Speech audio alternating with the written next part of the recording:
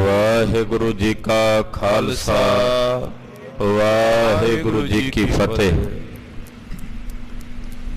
ਜਗਤ ਗੁਰੂ ਹਾਜ਼ਰਾਂ ਹਜ਼ੂਰ ਸਾਹਿਬ ਜੀ ਦੀ ਪਵਿੱਤਰ ਹਜ਼ੂਰੀ 'ਚ ਜੁੜ ਬੈਠੀ ਗੁਰੂ ਕੀ ਸਾਜੀ ਔਰ ਨਿਵਾਜੀ ਹੋਈ ਗੁਰੂ ਕਾ ਖਾਸ ਰੂਪ ਗੁਰੂ ਖਾਲਸਾ ਸਾਧ ਸੰਗਤ ਜੀਓ, ਵੱਡਿਆਂ ਭਾਗਾਂ ਵਾਲੇ ਹੋ। ਦੇਨ ਦੁਨੀਆ ਦੇ ਮਾਲਕ ਨੌਵੇਂ ਪਾਤਸ਼ਾਹ ਸ੍ਰੀ ਗੁਰੂ ਤੇਗ ਬਹਾਦਰ ਸਾਹਿਬ ਜੀ ਦੇ ਪਵਿੱਤਰ ਇਤਿਹਾਸਕ ਸਥਾਨ ਤੇ ਨਤਮਸਤਕ ਹੋ ਕੇ ਸੰਧਿਆ ਵੇਲੇ ਦੇ ਸਜੇ ਹੋਏ ਦੀਵਾਨਾਂ 'ਚ ਇਕੱਤਰ ਹੋ ਕੇ ਚੱਲ ਰਹੇ ਗੁਰ ਇਤਿਹਾਸ ਦੀ ਲੜੀਵਾਰ ਕਥਾ ਸਰਵਣ ਕਰਨ ਲਈ ਬਹੁਤ ਹੀ ਸ਼ਰਧਾ ਭਾਵਨਾ ਅਦਬ ਸਤਿਕਾਰ ਸਹਿਤ ਗੁਰੂ ਚਰਨਾਂ 'ਚ ਜੁੜ ਬੈਠੇ। ਚੰਦੂ ਨੂੰ ਆਪਣੀ ਕੀਤੀ ਦੇ ਉੱਤੇ ਮਨ ਵਿੱਚ ਡਰ ਹੈ, ਭੈ ਹੈ ਕਿ ਹੁਣ ਇਹ ਗੱਲ ਕਿਤੇ ਬਹੁਤੀ ਬਿਦਅਤ ਨਾ ਹੋਵੇ, ਪ੍ਰਗਟ ਨਾ ਹੋਵੇ ਕਿ ਮੈਂ ਗੁਰੂ ਅਰਜਨ ਦੇਵ ਸਾਹਿਬ ਨੂੰ ਸ਼ਹੀਦ ਕੀਤਾ ਹੈ। ਉਹਦੇ ਤੇ ਪਰਦਾ ਪਾਣਾ ਚਾਹੁੰਦਾ। ਦਿੱਲੀ ਪਹੁੰਚਿਆ, ਜਿੰਨੇ ਅਫਸਰ ਅਹਿਲਕਾਰ ਸਨ, ਕਿਸੇ ਨੂੰ ਕੋਈ ਤੋਹਫਾ ਦੇ ਕੇ, ਕਿਸੇ ਨੂੰ ਪੈਸੇ ਦੇ ਕੇ, ਕਿਸੇ ਨੂੰ ਡਰਾਵਾ ਦੇ ਕੇ ਸਭ ਨੂੰ ਆਪਣੇ ਵੱਲ ਕਰ ਲਿਆ। ਗੁਰੂ ਪਾਤਸ਼ਾਹ ਗੁਰੂ ਹਰਗੋਬਿੰਦ ਸਾਹਿਬ ਜੀ ਦੇ ਬਚਨ ਇਹਦੇ ਤੱਕ ਪਹੁੰਚੇ ਨੇ ਕਿ 6ਵੇਂ ਪਾਤਸ਼ਾਹ ਨੇ ਪ੍ਰਣ ਕੀਤਾ ਹੈ ਕਿ ਅਸੀਂ ਆਪਣੇ ਪਿਤਾ ਗੁਰੂ ਅਰਜਨ ਦੇਵ ਸਾਹਿਬ ਦੀ ਸ਼ਹੀਦੀ ਦਾ ਬਦਲਾ ਪਾਪੀ ਚੰਦੂ ਨੂੰ ਮਾਰ ਕੇ ਲੈਣਾ। ਇਸ ਗੱਲ ਦਾ ਹੁਣ ਡਰ ਤੇ ਭੈ ਜਿਹੜਾ ਉਹ ਚੰਦੂ ਦੇ ਮਨ ਵਿੱਚ ਹੈ। ਸੋਚਦਾ ਹੈ ਕਿ ਕਿਤੇ ਗੁਰੂ ਸਾਹਿਬ ਆਪਣੇ ਇਸ ਕੰਮ 'ਚ ਸਫਲ ਨਾ ਹੋ ਜਾਣ। ਉਹਦੇ ਲਈ ਕਈ ਤਰੀਕੇ ਸੋਚਦਾ। ਘਰਵਾਲੀ ਨਾਲ ਜਾ ਕੇ ਗੱਲਬਾਤ ਕੀਤੀ। ਉਹਨੇ ਆਖਿਆ ਜੀ ਤੁਸੀਂ ਚਿੱਠੀ ਲਿਖ ਕੇ ਗੁਰੂ ਜੀ ਨੂੰ ਭੇਜੋ, ਬੇਨਤੀ ਸਹਿਤ ਕਿ ਹੋ ਸਕਦਾ ਉਹ ਆਪਣੀ ਲੜਕੀ ਦਾ ਨਾਤਾ ਕਬੂਲ ਕਰ ਲੈਣ ਤੇ ਇਹ ਰੌਲਾ ਮੁੱਕ ਜਾਏ। ਚੰਦੂ ਨੇ ਆਪਣੇ 2 ਖਾਸ ਅਹਿਲਕਾਰ ਤਿਆਰ ਕੀਤੇ। ਚਿੱਠੀ ਵਿੱਚ ਕੁਝ ਧਮਕੀ ਭਰੇ ਲਿਹਾਜ਼ਿਆਂ ਦੇ ਨਾਲ ਇਹਨੇ ਗੱਲਾਂ ਲਿਖੀਆਂ। ਵੇਖੋ ਜੀ, ਤੁਹਾਡੇ ਪਿਤਾ ਗੁਰੂ ਅਰਜਨ ਦੇਵ ਸਾਹਿਬ ਦੇ ਪਿੱਛੇ ਮੈਂ ਕੂਕਰ ਬਣ ਕੇ ਪੈ ਗਿਆ ਸੀ ਤੇ ਜੇ ਤੁਸੀਂ ਇਹ ਮੇਰੀ ਗੱਲ ਨਾ ਮੰਨੀ, ਨਾਤਾ ਨਾ ਕਬੂਲ ਕੀਤਾ ਤੇ ਫਿਰ ਤੁਸੀਂ ਮੇਰੇ ਬਲ ਨੂੰ ਜਾਣ ਹੀ ਗਏ ਹੋ ਵੀ ਮੈਂ ਕਿੰਨਾ ਬਲਵਾਨ ਹਾਂ।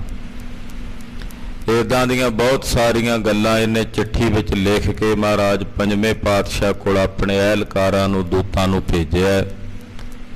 ਇਹਦੇ ਭੇਜੇ ਹੋਏ ਦੂਤ ਦਿੱਲੀ ਤੋਂ ਚੱਲ ਕੇ ਸ੍ਰੀ ਅੰਮ੍ਰਿਤਸਰ ਸਾਹਿਬ ਪੁੱਜੇ ਨੇ। 6ਵੇਂ ਪਾਤਸ਼ਾਹ ਦੇ ਦਰਬਾਰ 'ਚ ਹਾਜ਼ਰ ਹੋ ਰਹੇ ਨੇ।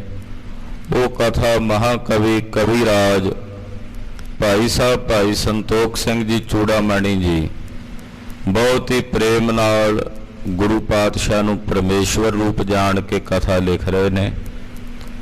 ਭਾਈ ਸਾਹਿਬ ਜੀ ਦੀ ਕਥਾ ਲਿਖਣ ਦੀ ਸ਼ੈਲੀ ਤੇ ਜਿਹੜੇ ਆਮ ਇਤਿਹਾਸਕਾਰ ਇਤਿਹਾਸ ਲਿਖਦੇ ਹੈ ਉਹਦੇ 'ਚ ਸਭ ਤੋਂ ਵੱਡਾ ਫਰਕ ਹੈ ਕਿ ਭਾਈ ਸਾਹਿਬ ਜਦੋਂ ਕਥਾ ਲਿਖਦੇ ਹੈ, ਇਤਿਹਾਸ ਲਿਖਦੇ ਹੈ, ਤਾਂ ਉਹ ਗੁਰੂ ਪਾਤਸ਼ਾਹ ਨੂੰ ਪਰਮੇਸ਼ਰ ਜਾਣ ਕੇ ਇਤਿਹਾਸ ਲਿਖਦੇ ਹੈ। ਬਾਕੀ ਦੇ ਜਿਹੜੇ ਇਤਿਹਾਸਕਾਰ ਨੇ ਸੰਸਾਰ ਦੇ ਯੂਨੀਵਰਸਿਟੀਆਂ 'ਚ ਆਦਿਕ, ਉਹ ਗੁਰੂ ਪਾਤਸ਼ਾਹ ਨੂੰ ਇੱਕ ਵਿਅਕਤੀ ਵਿਸ਼ੇਸ਼ ਜਾਣ ਕੇ ਹੀ ਕਥਾ ਲਿਖਦੇ, ਇਤਿਹਾਸ ਲਿਖਦੇ ਹੈ। ਤੋ ਭਾਈ ਸਾਹਿਬ ਨੇ ਜਿਹੜੀ ਕਥਾ ਲਿਖੀ ਹੈ ਉਹ ਗੁਰੂ ਸਾਹਿਬ ਨੂੰ ਪਰਮੇਸ਼ਰ ਜਾਣ ਕੇ ਲਿਖੀ ਹੈ। ਤੋ ਪਰਮੇਸ਼ਵਰ ਰੂਪ ਜਾਣ ਕੇ ਗੁਰਦੇਵ ਦਾ ਇਤਿਹਾਸ ਲਿਖ ਰਹੇ ਨੇ। ਮਨ ਬਿਰਤੀਆਂ ਇਕਾਗਰ ਕਰਕੇ ਗੁਰੂ ਹਰਗੋਬਿੰਦ ਸਾਹਿਬ ਮੇਰੀ ਪੀਰੀ ਦੇ ਮਾਲਕ ਸਤਿਗੁਰਾਂ ਦਾ ਇਤਿਹਾਸ ਸਰਵਣ ਕਰੀਏ। ਗੁਰੂ ਚਰਨਾਂ 'ਚ ਆਪਣੀਆਂ ਹਾਜ਼ਰੀਆਂ ਲਵਾਉਂਦਿਆਂ ਸਮੂਹ ਮਾਈ ਭਾਈ ਆਖੋ ਜੀ ਸਤਨਾਮ ਸ੍ਰੀ ਵਾਹਿਗੁਰੂ ਸਾਹਿਬ ਜੀ। ਸਤਨਾਮ ਸ੍ਰੀ ਵਾਹਿਗੁਰੂ ਸਾਹਿਬ ਜੀ। ਦੋਹਰਾ ਚੰਦੂ ਪਟੇ ਜੋ ਦੂਤ ਨਿਜ ਪ੍ਰਵਸ਼ੀਪੁਰ ਮੈਂ ਆਏ। ਚੰਦੂ ਨੇ ਜਿਹੜੇ ਆਪਣੇ 2 ਦੂਤ ਭੇਜੇ ਨੇ ਸਿਪਾਹੀਆਂ ਸਮੇਤ, ਉਹ ਦਿੱਲੀ ਤੋਂ ਚੱਲ ਕੇ ਸ੍ਰੀ ਅੰਮ੍ਰਿਤਸਰ ਸਾਹਿਬ ਆਏ। ਅੰਮ੍ਰਿਤਸਰ ਨਗਰ ਵਿੱਚ ਇਹਨਾਂ ਨੇ ਪ੍ਰਵੇਸ਼ ਕੀਤਾ ਹੈ। ਕਰ ਨਿਵੇਸ਼ ਕਿਸ ਥਲ ਪਲੇ ਵਸਤੂ ਅਖਿਲ ਟਿਕਾਏ। ਸ੍ਰੀ ਅੰਮ੍ਰਿਤਸਰ ਸਾਹਿਬ ਵਿਖੇ ਕੋਈ ਯੋਗ ਸਥਾਨ ਵੇਖ ਕੇ, ਜਗ੍ਹਾ ਵੇਖ ਕੇ ਇਹਨਾਂ ਨੇ ਆਪਣਾ ਉੱਥੇ ਨਿਵੇਸ਼ ਕੀਤਾ, ਯਾਨੀ ਕਿ ਡੇਰਾ ਕੀਤਾ। ਜਿਹੜਾ ਆਪਣਾ ਰਾਜ ਸਾਜ, ਆਪਣਾ ਸਮਾਨ ਲੈ ਕੇ ਆਏ ਸਨ, ਉਹ ਸਮਾਨ ਇਹਨਾਂ ਨੇ ਗੱਡਿਆਂ ਤੋਂ, ਗੜਬੈਲਾਂ ਤੋਂ ਉਤਾਰ ਕੇ ਟਿਕਾਇਆ ਹੈ। ਜੋ ਪਈ ਲਏ ਨੀਰ ਕਰ ਚਰਨ ਪਖਾਰੇ। ਦੂਰੋਂ ਪੈਂਡਾ ਤੈਅ ਕਰਕੇ ਆਏ ਸਨ, ਇਸ ਕਰਕੇ ਇਹਨਾਂ ਨੇ ਜਲ ਪਾਣੀ ਵਰਤਿਆ। ਪਾਣੀ ਲੈ ਕੇ, ਜਲ ਲੈ ਕੇ ਆਪਣੇ ਪੈਰ, ਹੱਥ, ਮੂੰਹ ਧੋਏ ਹਨ। ਪੈਰੇ ਬਸਤਰ ਮੋਲ ਜਿਨ ਪਾਰੇ। ਹੱਥ ਪੈਰ ਧੋ ਕੇ, ਮੂੰਹ ਧੋ ਕੇ, ਬਹੁ ਮੁੱਲੇ ਜਿਹੜੇ ਕੀਮਤੀ ਬਸਤਰ ਸਨ, ਉਹ ਬਸਤਰ ਇਹਨਾਂ ਦੂਤਾਂ ਨੇ ਆਪਣੇ ਸਰੀਰਾਂ ਤੇ ਧਾਰਨ ਕੀਤੇ। ਵੀ ਦੱਸਣਾ ਸੀ ਵੀ ਅਸੀਂ ਦੀਵਾਨ ਦੇ ਦੂਤ ਹਾਂ, ਤੋ ਚੰਗੇ ਚੰਗੇ ਜਿਹੜੇ ਵਧੀਆ ਕੱਪੜੇ ਸੀ, ਵਧੀਆ ਗਹਿਣੇ ਸੀ, ਉਹ ਇਹਨਾਂ ਦੂਤਾਂ ਨੇ ਆਪਣੇ ਸਰੀਰਾਂ ਤੇ ਧਾਰਨ ਕੀਤੇ ਹਨ। ਸਤਿਗੁਰ ਕੀ ਸੁਧ ਸੁਨ ਕਰ ਕਾਨ। ਸਤਿਗੁਰੂ ਜੀ ਦੇ ਬਾਬਤ ਇਹਨਾਂ ਨੇ ਪਤਾ ਕੀਤਾ ਵੀ ਗੁਰੂ ਹਰਗੋਬਿੰਦ ਸਾਹਿਬ ਜੀ ਇਸ ਵੇਲੇ ਕਿੱਥੇ ਮਿਲਣਗੇ। ਤੋ ਸਤਿਗੁਰੂ ਜੀ ਦੇ ਬਾਬਤ ਸਾਰੀ ਸੁਧ ਸਾਰ ਇਹਨਾਂ ਨੇ ਸੁਣੇ। ਅਹੇ ਅਕਾਲ ਤਖਤ ਕੇ ਥਾਨ। ਇਹਨਾਂ ਨੂੰ ਕਿਸੇ ਨੇ ਆਣ ਕੇ ਦੱਸਿਆ ਵੀ ਇਸ ਵੇਲੇ 6ਵੇਂ ਪਾਤਸ਼ਾਹ ਗੁਰੂ ਹਰਗੋਬਿੰਦ ਸਾਹਿਬ ਜੀ ਸ਼੍ਰੀ ਅਕਾਲ ਤਖਤ ਸਾਹਿਬ ਤੇ ਬਿਰਾਜਮਾਨ ਨੇ। ਸ਼੍ਰੀ ਅਕਾਲ ਤਖਤ ਸਾਹਿਬ ਤੇ ਸੱਜ ਕੇ ਦਰਸ਼ਨ ਦੇ ਰਹੇ ਹਨ। ਆਨ ਪਹੁੰਚੇ ਬੀਚ ਦੀਵਾਨ। ਇਹ ਦੀਵਾਨ ਦੇ ਵਿੱਚ ਉੱਥੇ ਹੀ ਚੱਲ ਕੇ ਜਿੱਥੇ ਮਹਾਰਾਜ ਜੀ ਨੇ ਦੀਵਾਨ ਸਜਾਇਆ ਹੋਇਆ ਅਕਾਲ ਤਖਤ ਸਾਹਿਬ ਤੇ, ਉਸੇ ਪਾਸੇ ਚੱਲ ਕੇ ਇਹ ਦੂਤ ਚੰਦੂ ਦੇ ਭੇਜੇ ਹੋਏ ਚਿੱਠੀ ਲੈ ਕੇ ਆਏ। ਬੈਠੇ ਸੁਪਟ ਬ੍ਰਿੰਦ ਸਵਧਾਨ। ਜਦੋਂ ਇਹ ਦੀਵਾਨ ਵਿੱਚ ਆਏ ਤੇ ਅੱਗੇ ਸਤਿਗੁਰਾਂ ਦਾ ਦੀਵਾਨ ਸਜਿਆ। ਬੜੇ ਬੜੇ ਸੂਰਮੇ ਸ਼ਸਤਰਧਾਰੀ ਹੋ ਕੇ, ਸਾਵਧਾਨ ਹੋ ਕੇ, ਤਿਆਰ ਬਰ ਤਿਆਰ ਹੋ ਕੇ ਮਹਾਰਾਜ ਜੀ ਦੇ ਯੋਧੇ ਬੈਠੇ ਹੋਏ ਨੇ। ਤੋਮਰ ਤੁਪਕ ਤੀਰ ਤਲਵਾਰ। ਕਿਸੇ ਯੋਧੇ ਦੇ ਹੱਥ ਦੇ ਵਿੱਚ ਤਲਵਾਰ ਹੈ, ਕਿਸੇ ਦੇ ਹੱਥ ਵਿੱਚ ਬਰਛੀ ਹੈ, ਕਿਸੇ ਦੇ ਹੱਥ 'ਚ ਬੰਦੂਕ ਹੈ। ਅੱਜ ਕੱਲ ਨਜ਼ਰ ਨਹੀਂ ਆਉਂਦੇ ਸ਼ਸਤਰ। ਆਪਣੇ ਦੀਵਾਨ 'ਚ ਆਪਾਂ ਵੀ ਹੁਣ ਸਾਰੇ ਬੈਠੇ ਆ, ਸਾਡੇ ਕਿੰਨਿਆਂ ਕੋਲ ਤਲਵਾਰਾਂ ਨੇ ਤੇ ਕਿੰਨਿਆਂ ਕੋਲ ਬਰਛੀਆਂ ਨੇ, ਕਿੰਨਿਆਂ ਕੋਲ ਹੋਰ ਅਸਤਰ ਸ਼ਸਤਰ ਨੇ। ਗੁਰੂ ਪਾਤਸ਼ਾਹ ਦਾ ਜਦੋਂ ਦੀਵਾਨ ਸਜਦਾ ਹੈ, ਨੇਜਿਆਂ ਵਾਲੇ, ਬਰਛਿਆਂ ਵਾਲੇ, ਕਿਸੇ ਕੋਲ ਤਬਰ ਹੋਣਾ, ਕਿਸੇ ਕੋਲ ਬੰਦੂਕ ਹੋਣੀ, ਏਦਾਂ ਯੋਧਿਆਂ ਦਾ ਦੀਵਾਨ ਮਹਾਰਾਜ ਸੱਚੇ ਪਾਤਸ਼ਾਹ ਜੀ ਦਾ ਸਜਿਆ ਹੋਇਆ ਹੈ। ਸੈਫ ਸੈਤੀ ਸੀਲ ਸੰਭਾਰੇ। ਕਿਸੇ ਕੋਲ ਸੈਫ ਸਿੱਧੀ ਤਲਵਾਰ ਹੁੰਦੀ ਹੈ, ਕਿਸੇ ਕੋਲ ਸੈਫ ਪਾਈ ਹੋਈ ਹੈ, ਕਿਸੇ ਕੋਲ ਕਿਰਚ ਹੈ, ਕਿਸੇ ਕੋਲ ਸਰੋਈ ਹੈ, ਕਿਸੇ ਕੋਲ ਤੇਗਾ ਹੈ, ਕਿਸੇ ਕੋਲ ਗੋਲੀ ਹੈ। ਇਸ ਤਰ੍ਹਾਂ ਕਈ ਕਿਸਮਾਂ ਦੀਆਂ ਤਲਵਾਰਾਂ ਨੇ ਸਿੰਘਾਂ ਦੇ, ਸਿੱਖਾਂ ਦੇ ਗਾਤਰਿਆਂ ਵਿੱਚ। ਸਿਪਰ ਸਰੋਈ ਸਾਂਗ ਤਰੰਤੇ। ਕਿਸੇ ਕੋਲ ਬਹੁਤ ਵਧੀਆ ਢਾਲ ਹੈ, ਗੈਂਡੇ ਦੀ ਖੱਲ ਦੀ ਬਣੀ ਹੋਈ। ਕਿਸੇ ਕੋਲ ਬਹੁਤ ਕੀਮਤੀ ਢਾਲ ਹੈ ਜਿਹੜੀ ਫੁਲਾਦ ਦੀ ਬਣੀ ਹੋਈ ਹੈ। ਇਸੇ ਤਰ੍ਹਾਂ ਕਿਸੇ ਕੋਲ ਨੇਜਾ ਹੈ, ਕਿਸੇ ਕੋਲ ਬਰਛਾ ਹੈ। ਸ਼ਸਤਰ ਬਸਤਰ ਤੇ ਅਧਿਕ ਸੁਪੰਤੇ। ਬਹੁਤ ਸੋਹਣੇ ਸ਼ਸਤਰਾਂ ਤੇ ਬਸਤਰਾਂ ਦੇ ਸਹਿਤ ਮਹਾਰਾਜ ਜੀ ਦੇ ਜਿਹੜੇ ਸੂਰਮੇ ਨੇ, ਉਹ ਸ਼੍ਰੀ ਅਕਾਲ ਤਖਤ ਸਾਹਿਬ ਤੇ ਬੈਠੇ ਸ਼ੋਭਨੀਕ ਹੋ ਰਹੇ ਹਨ। ਸ਼੍ਰੀ ਹਰਗੋਬਿੰਦ ਤਖਤ ਬਿਰਾਜੇ। ਧੰਨ ਗੁਰੂ ਹਰਗੋਬਿੰਦ ਸਾਹਿਬ ਮੇਰੀ ਪੀਰੀ ਦੇ ਮਾਲਕ ਸਤਿਗੁਰੂ ਜੀ ਸ਼੍ਰੀ ਅਕਾਲ ਤਖਤ ਸਾਹਿਬ ਤੇ ਸੱਜ ਕੇ ਬੈਠੇ ਹਨ। ਬਿਰਦ ਨਿਭਾਹਨ ਲੋਚਨ ਲਾਜੇ। ਸਤਿਗੁਰੂ ਜੀ ਦੇ ਨੇਤਰਾਂ ਵਿੱਚ ਲਾਜ ਹੈ। ਕੀ ਲਾਜ ਹੈ? ਆਪਣੇ ਬਿਰਦ ਨੂੰ ਨਿਭਾਉਣ ਦੀ ਲਾਜ ਹੈ। ਸਤਿਗੁਰਾਂ ਦਾ ਬਿਰਦ ਕੀ ਹੈ? ਜਿਹੜਾ ਉਹਨਾਂ ਦੀ ਸ਼ਰਨ ਆਉਂਦਾ ਉਹਨੂੰ ਗਲ ਲਾਉਂਦੇ ਹਨ।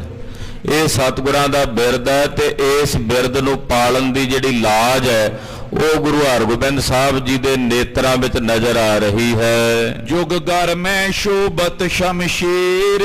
ਸਤਿਗੁਰੂ ਜੀ ਦੇ ਗਾਤਰਿਆਂ ਵਿੱਚ ਦੋ ਤਲਵਾਰਾਂ ਸ਼ੋਭਨੀਕ ਹੋ ਰਹੀਆਂ ਨੇ, ਇੱਕ ਸੱਜੇ ਪਾਸੇ ਇੱਕ ਖੱਬੇ ਪਾਸੇ। ਮਹਾਰਾਜ ਜੀ ਨੇ ਆਪਣੇ ਕੰਠ ਵਿੱਚ ਦੋ ਤਲਵਾਰਾਂ, ਦੋ ਤੇਗਾਂ, ਦੋ ਸ਼ਮਸ਼ੀਰਾਂ ਧਾਰਨ ਕੀਤੀਆਂ ਹੋਈਆਂ। ਜੋ ਰਿਪਕੋ ਦਾਰੁਨ ਸ਼ਮਸ਼ੀਰ। ਮਹਾਰਾਜ ਜੀ ਨੇ ਦੋ ਸ਼ਮਸ਼ੀਰਾਂ ਧਾਰਨ ਕੀਤੀਆਂ ਜੋ ਦੁਸ਼ਮਣਾਂ ਵਾਸਤੇ ਬੜੀਆਂ ਭਿਆਨਕ ਨੇ। ਦੁਸ਼ਮਣਾਂ ਵਾਸਤੇ ਇਉਂ ਨੇ ਜਿਵੇਂ ਸ਼ੇਰ ਹਿਰਨ ਵਾਸਤੇ ਹੁੰਦਾ। ਹਿਰਨ ਵਾਸਤੇ ਸ਼ੇਰ ਭਿਆਨਕ ਹੀ ਹੁੰਦਾ ਨਾ। ਇਸੇ ਤਰ੍ਹਾਂ ਗੁਰਦੇਵ ਦੀਆਂ ਪਾਈਆਂ ਦੋਵੇਂ ਸ਼ਮਸ਼ੀਰਾਂ ਉਹ ਦੁਸ਼ਮਣਾਂ ਵਾਸਤੇ ਸ਼ੇਰ ਦੇ ਤੁਲ ਪ੍ਰਤੀਤ ਹੁੰਦੀਆਂ ਨੇ। ਤਨੁਖ ਨਿਠੁਰ ਵੱਡ ਧਰਿਓ ਅਗਾਰੀ। ਮਹਾਰਾਜ ਜੀ ਦਾ ਬੜਾ ਹੀ ਕਠੋਰ ਧਨਖ, ਜਿਹਦੇ ਚ ਖੱਪਰੇ ਤੀਰ ਚਲਾ ਕੇ ਮਹਾਰਾਜ ਜੀ ਛੱਡਦੇ ਐ, ਉਹ ਧਨਖ ਮਹਾਰਾਜ ਜੀ ਦੇ ਸਨਮੁਖ ਇੱਕ ਪਲੰਗਾ ਹੈ, ਉਹਦੇ ਉੱਤੇ ਮਹਾਰਾਜ ਜੀ ਦਾ ਉਹ ਧਨਖ ਤੇ ਤੀਰ ਕਮਾਨ ਪਿਆ ਹੋਇਆ ਹੈ। ਵੀਰਤ ਸਰ ਚੁਟਕੀ ਕਰ ਧਾਰੀ। ਤੇ ਛੇਵੇਂ ਪਾਤਸ਼ਾਹ ਨੇ ਨਾ ਆਪਣੇ ਹੱਥ ਵਿੱਚ ਤੀਰ ਫੜਿਆ ਹੋਇਆ, ਗੁਰੂ ਹਰਗੋਬਿੰਦ ਸਾਹਿਬ ਨੇ ਪੱਥੇ ਚੋਂ ਤੀਰ ਕੱਢਿਆ, ਤੇ ਉਹ ਤੀਰ ਦੀ ਜਿਹੜੀ ਕਾਨੀ ਹੁੰਦੀ ਥੱਲੜੇ ਪਾਸੇ, ਉਹ ਕਾਨੀ ਫੜ ਕੇ ਤੇ ਏਦਾਂ ਅੰਗੂਠੇ ਤੇ ਉਂਗਲ ਨਾਲ ਤੀਰ ਨੂੰ ਫੇਰੀ ਜਾਂਦੇ ਨੇ, ਹੱਥ 'ਚ ਫੜਿਆ ਹੋਇਆ ਤੀਰ, ਤੇ ਤੀਰ ਨੂੰ ਮਹਾਰਾਜ ਛੇਵੇਂ ਪਾਤਸ਼ਾਹ ਜੀ ਫੇਰ ਰਹੇ ਨੇ, ਘੁਮਾ ਰਹੇ ਨੇ ਆਪਣੀ ਉਂਗਲੀ ਦੇ ਨਾਲ, ਚੁਟਕੀ ਦੇ ਨਾਲ। ਕਿਰਪਾ ਦ੍ਰਿਸ਼ਟ ਸਿੱਖਨ ਪਰ ਕਰਤੇ। ਤੀਰ ਜਿੱਥੇ ਹੱਥ 'ਚ ਫੜਿਆ ਫੇਰੀ ਜਾਂਦੇ ਨੇ, ਘੁਮਾਈ ਜਾਂਦੇ ਨੇ, ਨਾਲੇ ਆਪਣੀ ਕਿਰਪਾ ਭਰੀ ਸਵੱਲੀ ਨਿਗਾਹ ਨਾਲ ਸਿੱਖਾਂ ਵੱਲ ਤੱਕਦੇ ਨੇ, ਸੰਗਤ ਵੱਲ ਵੇਖਦੇ ਨੇ, ਜਿਹਦੇ ਵੱਲ ਵੇਖਦੇ ਨੇ ਉਹਨੂੰ ਕਿਰਤਾਰਥ ਕਰੀ ਜਾਂਦੇ ਹਨ। ਕਬ ਕਬ ਫੇਰਤ ਤੀਰ ਨਿਹਰਤੇ। ਕਦੇ ਕਦੇ ਤੀਰ ਨੂੰ ਵੇਖਦੇ ਆ, ਕਦੇ ਸੰਗਤ ਵੱਲ ਵੇਖਦੇ ਨੇ, ਕਦੇ ਜਦੋਂ ਤੀਰ ਫੇਰਦੇ ਨੇ ਗੋਲ ਘੁਮਾਉਂਦੇ ਆ, ਤੀਰ ਵੱਲ ਵੇਖਦੇ ਨੇ। ਪ੍ਰਭ ਕੀ ਪ੍ਰਭਤਾ ਪਿਕ ਬਿਸਮਾਏ। ਜਦੋਂ ਚੰਦੂ ਦੇ ਜਿਹੜੇ ਦੋਵੇਂ ਦੂਤ ਅਹਿਲਕਾਰ ਜਿਹੜੇ ਚਿੱਠੀ ਲੈ ਕੇ ਆਏ ਸੀ ਚੰਦੂ ਦੀ, ਜਦੋਂ ਮਹਾਰਾਜ ਜੀ ਦੀ ਸਭਾ ਵਿੱਚ ਦੀਵਾਨ ਚ ਆਏ ਨਾ ਅਕਾਲ ਤਖਤ ਸਾਹਿਬ ਤੇ, ਸਤਿਗੁਰਾਂ ਦੀ ਪ੍ਰਭਤਾ ਵੇਖ ਕੇ, ਗੁਰਦੇਵ ਦਾ ਜਾਓ ਜਲਾਲ ਵੇਖ ਕੇ, ਸਭਾ ਸੂਰਮਿਆਂ ਨਾਲ ਯੋਧਿਆਂ ਨਾਲ ਖਚਾ ਖਚ ਭਰੀ ਵੇਖ ਕੇ ਇਹ ਦੋਵੇਂ ਬੜੇ ਹੈਰਾਨ ਹੋਏ, ਇੱਕਦਮ ਚਕਰਿਤ ਹੋ ਗਏ। ਤੇਜ ਵਿਸਾਲ ਸਹਿਓ ਨ ਜਾਏ। ਸਤਿਗੁਰੂ ਜੀ ਦਾ ਜਲਾਲ ਇੰਨਾ ਸੀ, ਛੇਵੇਂ ਪਾਤਸ਼ਾਹ ਦਾ ਤੇਜ ਇੰਨਾ ਸੀ ਕਿ ਇਹਨਾਂ ਕੋਲੋਂ ਸਹਿਆ ਨਹੀਂ ਜਾਂਦਾ। ਮਹਾਰਾਜ ਜੀ ਦਾ ਤੇਜ ਇੰਨਾ ਹੈ, ਜਲਾਲ ਇੰਨਾ ਹੈ ਕਿ ਉਹ ਸਹਿਆ ਨਹੀਂ ਜਾਂਦਾ। ਤਰਸਤਰ ਦੇ ਗੁਰ ਨਿਕਟ ਪਧਾਰੇ। ਮਨ ਚ ਡਰਦੇ ਡਰਦੇ, ਮਨ ਚ ਭੈ ਵੀ ਸਾਨੂੰ ਚੰਦੂ ਨੇ ਭੇਜਿਆ ਤੇ ਚੰਦੂ ਨੇ ਕਰਤੂਤ ਮਾੜੀ ਕੀਤੀ ਹੈ, ਕਿਤੇ ਗੁਰੂ ਹਰਗੋਬਿੰਦ ਸਾਹਿਬ ਜੀ ਸਾਡੇ ਤੇ ਨਾ ਨਾਰਾਜ਼ ਹੋ ਜਾਣ।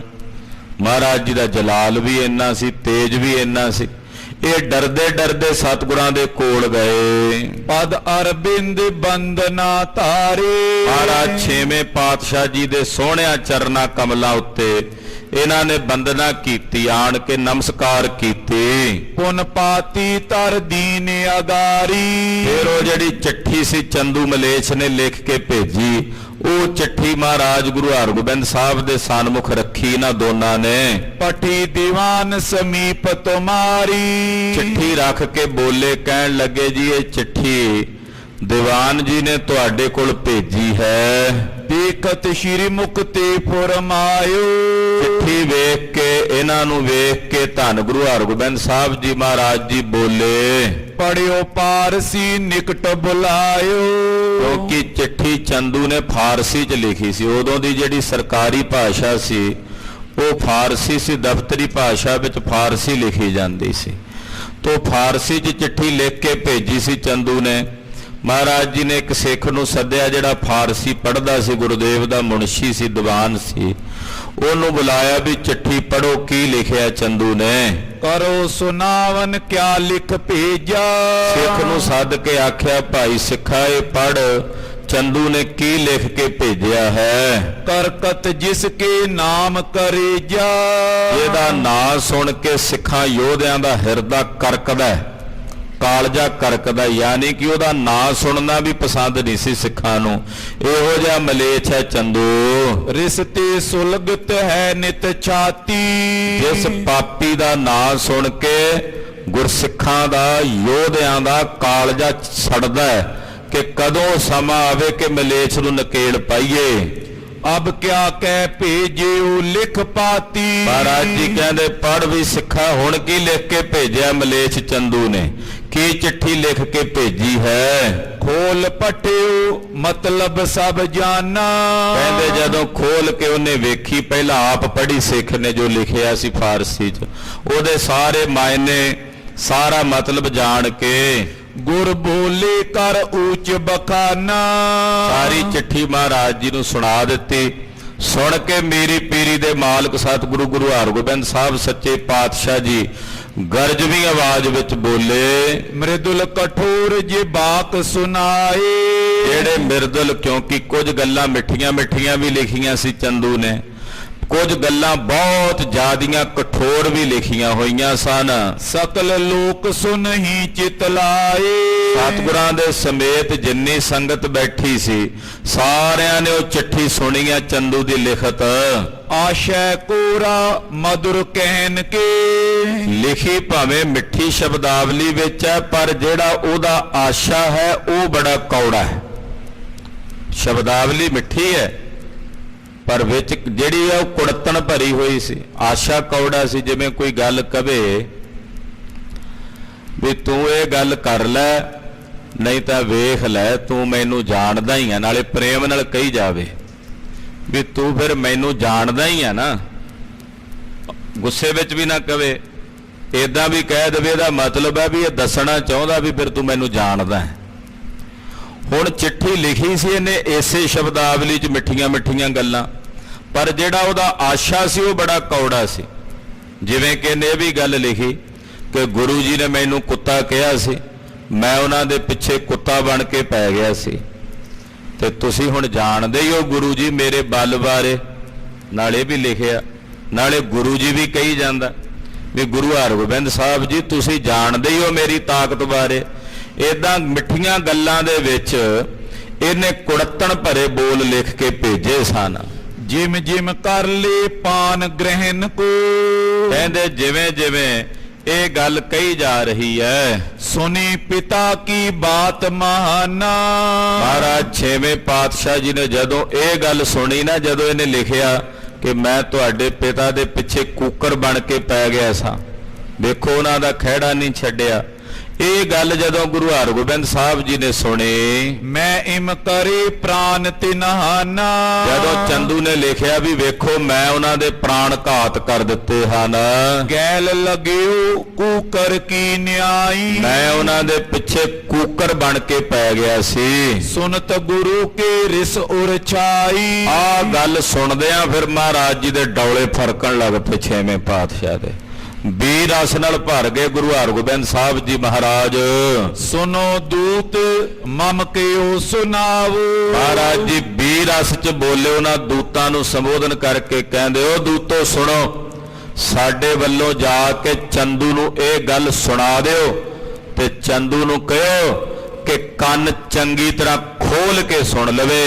ਕਿਉਂ ਇਹ ਤਤ ਚਿਤ ਮੈਂ ਗਰਭਾਵ। ਉਹਨੂੰ ਕਹੋ ਮਲੇਛ ਨੂੰ, ਚੰਦੂ ਨੂੰ, ਕਿ ਇੰਨਾ ਹੰਕਾਰ ਉਹ ਕਿਸ ਗੱਲ ਦਾ ਕਰਦਾ ਹੈ। ਸਮਾਂ ਸਮੀਪ ਆਏ ਅਬ ਗਇਓ। ਹੁਣ ਸਮਾਂ ਨੇੜੇ ਆ ਗਿਆ ਉਹਦਾ ਅੰਤ ਦਾ, ਉਹਦੇ ਅੰਤ ਦਾ ਸਮਾਂ ਹੁਣ ਨੇੜੇ ਆ ਗਿਆ। ਕਿਤਕ ਕਾਲ ਤੋ ਪ੍ਰਾਨਨ ਛਈਓ। ਉਹਨੂੰ ਕਹਿ ਦਿਓ ਬਸ ਕੁਝ ਕੁ ਦਿਨ ਹੀ ਉਹਦੇ ਸਰੀਰ 'ਚ ਪ੍ਰਾਣ ਹੋਰ ਚੱਲਣੇ ਆ, ਕੁਝ ਕੁ ਦਿਨ ਹੀ ਹੋਰ ਉਹਦੇ ਸਰੀਰ 'ਚ ਪ੍ਰਾਣ ਚੱਲਣੇ ਹਨ। ਸ਼ਾਂਤ ਰੂਪ ਗੁਰ ਪਿਤਾ ਹਮਾਰੇ। ਸਾਡੇ ਪਿਤਾ ਗੁਰੂ ਸ਼ਾਂਤ ਰੂਪ ਸਨ, ਸ਼ਾਂਤੀ ਦੇ ਮਹਾਨ ਮੁਜਸਮੇ ਸਨ। ਨੈ ਰਿਸ ਤਰ ਬਚ ਦੰਡ ਪ੍ਰਹਾਰੇ। ਉਹਨਾਂ ਨੇ ਵੀਰ ਰਸ ਵਿੱਚ ਆ ਕੇ ਚੰਦੂ ਨੂੰ ਦੰਡ ਨਹੀਂ ਦਿੱਤਾ, ਉਹਨਾਂ ਨੇ ਕੋਈ ਇਹੋ ਜਿਹਾ ਬਚਨ ਨਹੀਂ ਕੀਤਾ ਚੰਦੂ ਨੂੰ ਕਿ ਉਹ ਗਰਕ ਹੋ ਜਾਂਦਾ। ਕੂਕਰ ਗੈਲ ਭੌਂਕ ਤੋ ਤਾਵਤ। ਚੰਦੂ ਬਾਰ-ਬਾਰ ਕਹਿੰਦਾ ਨਾ ਵੀ ਮੈਂ ਕੁੱਤਾ ਬਣ ਕੇ ਪੈ ਗਿਆ, ਪਿੱਛੇ ਕੁੱਤਾ ਬਣ ਕੇ ਪੈ ਗਿਆ। ਉਹਨੂੰ ਕਹੋ ਕਿ ਕੁੱਤਾ ਉਦੋਂ ਤੱਕ ਪਿੱਛੇ ਪਿੱਛੇ ਭੌਂਕਦਾ ਹੋਇਆ ਆਉਂਦਾ ਹੈ, ਹਤੇ ਨਾ ਦੰਡ ਪ੍ਰਚੰਡੈ ਜਾਵਤ। ਜਦੋਂ ਤੱਕ ਅੱਗੋਂ ਕੋਈ ਡੰਡਾ ਮਾਰ ਕੇ ਕੁੱਤੇ ਦਾ ਬਥਾੜਾ ਨਾ ਭੰਨ ਦੇ, ਉਹਦੇ ਦੰਦ ਨਾ ਭੰਨ ਦੇ, ਉਦੋਂ ਤੱਕ ਆਉਂਦਾ ਹੁੰਦਾ ਪਿੱਛੇ ਭੌਂਕਦਾ ਭੌਂਕਦਾ। ਮਹਾਰਾਜ ਜੀ ਕਹਿੰਦੇ ਜਦੋਂ ਤੱਕ ਡੰਡਾ ਮਾਰ ਕੇ ਕੁੱਤੇ ਦੇ ਦੰਦ ਨਾ ਕੋਈ ਭੰਨ ਦੇ। ਪਿਤ ਕੋ ਪਲਟਾ ਨੇ ਨਰ ਲੀਤ। ਫਿਰ ਗੁਰਦੇਵ ਬੋਲੇ, ਕਹਿੰਦੇ ਇਹ ਵੀ ਗੱਲ ਕਹਿ ਦੀ ਚੰਦੂ ਨੂੰ ਕਿ ਜਦੋਂ ਜੇ ਕੋਈ ਆਪਣੇ ਸ਼ਾਂਤ ਰੂਪ ਪਿਤਾ ਦੀ ਸ਼ਹੀਦੀ ਦਾ ਬਦਲਾ ਪੁੱਤਰ ਨਾ ਲੈ ਸਕੇ, ਸੋ ਨਰ ਨੇ ਪਸਮੰਦ ਅਚੇਤ। ਉਹ ਮਰਦ ਨਹੀਂ ਹੁੰਦਾ, ਉਹ ਪਸ਼ੂਆਂ ਤੋਂ ਵੀ ਮਾੜਾ ਤੇ ਨਖਿੱਧ ਹੁੰਦਾ ਉਹ ਬੰਦਾ ਹੋ ਕੇ ਵੀ। ਜਿਹੜਾ ਆਪਣੇ ਪਿਤਾ ਗੁਰਦੇਵ ਦੀ ਸ਼ਹੀਦੀ ਦਾ ਬਦਲਾ ਨਾ ਲੈ ਸਕੇ ਪੁੱਤਰ ਹੋ ਕੇ, ਉਹ ਬੰਦਾ ਨਹੀਂ ਹੁੰਦਾ, ਉਹ ਬੰਦਿਆਂ ਨਾਲੋਂ ਵੀ ਮਾੜਾ, ਪਸ਼ੂਆਂ ਨਾਲੋਂ ਵੀ ਮਾੜਾ ਹੁੰਦਾ ਹੈ। ਜੇ ਤੱਕ ਤੁਵ ਤੇ ਹੋਇ ਤਕਰਾਈ। ਚੰਦੂ ਨੂੰ ਕਹਿ ਦਿਓ ਹੋ ਜੇ ਤਗੜਾ, ਜਿੰਨਾ ਕੁ ਤਗੜਾ ਹੋਣਾ, ਹੁਣ ਜਿੰਨੀ ਤਗੜਾਈ ਉਹਨੇ ਕਰਨੀ ਹੈ, ਹੁਣ ਤਗੜਾ ਹੋ ਜੇ। ਕਰ ਲੀਜੇ ਬੋ ਚਿਤਵ ਉਪਾਈ। ਜਿੰਨੇ ਉਹਨੂੰ ਉਪਾਅ ਚਿਤਵਣੇ ਆਉਂਦੇ ਆ ਚਿਤਵ ਲਵੇ, ਜਿੰਨੇ ਉਹਨੇ ਕਈ ਤਰ੍ਹਾਂ ਦੀਆਂ ਜੁਗਤੀਆਂ ਉਕਤੀਆਂ ਕਰਨੀਆਂ ਕਰ ਲਵੇ। ਹਤੋਂ ਕੋ ਮ੍ਰਿਤੂ ਤੋਏ ਕੋ ਐਸੇ। ਚੰਦੂ ਨੂੰ ਕਹਿਓ ਕਿ ਬੜੀ ਭੈੜੀ ਮੌਤੇ ਅਸੀਂ ਚੰਦੂ ਨੂੰ ਮਾਰਾਂਗੇ, ਜਿਹੜੀ ਖੋਟੀ ਮੌਤ ਹੋਵੇਗੀ, ਕੁਮੌਤ ਹੋਵੇਗੀ, ਇਹੋ ਜੀ ਮੌਤੇ ਮਾਰਾਂਗੇ। ਹਲਤ ਪਲਤ ਵੱਡ ਸੰਕਟ ਜੈਸੇ।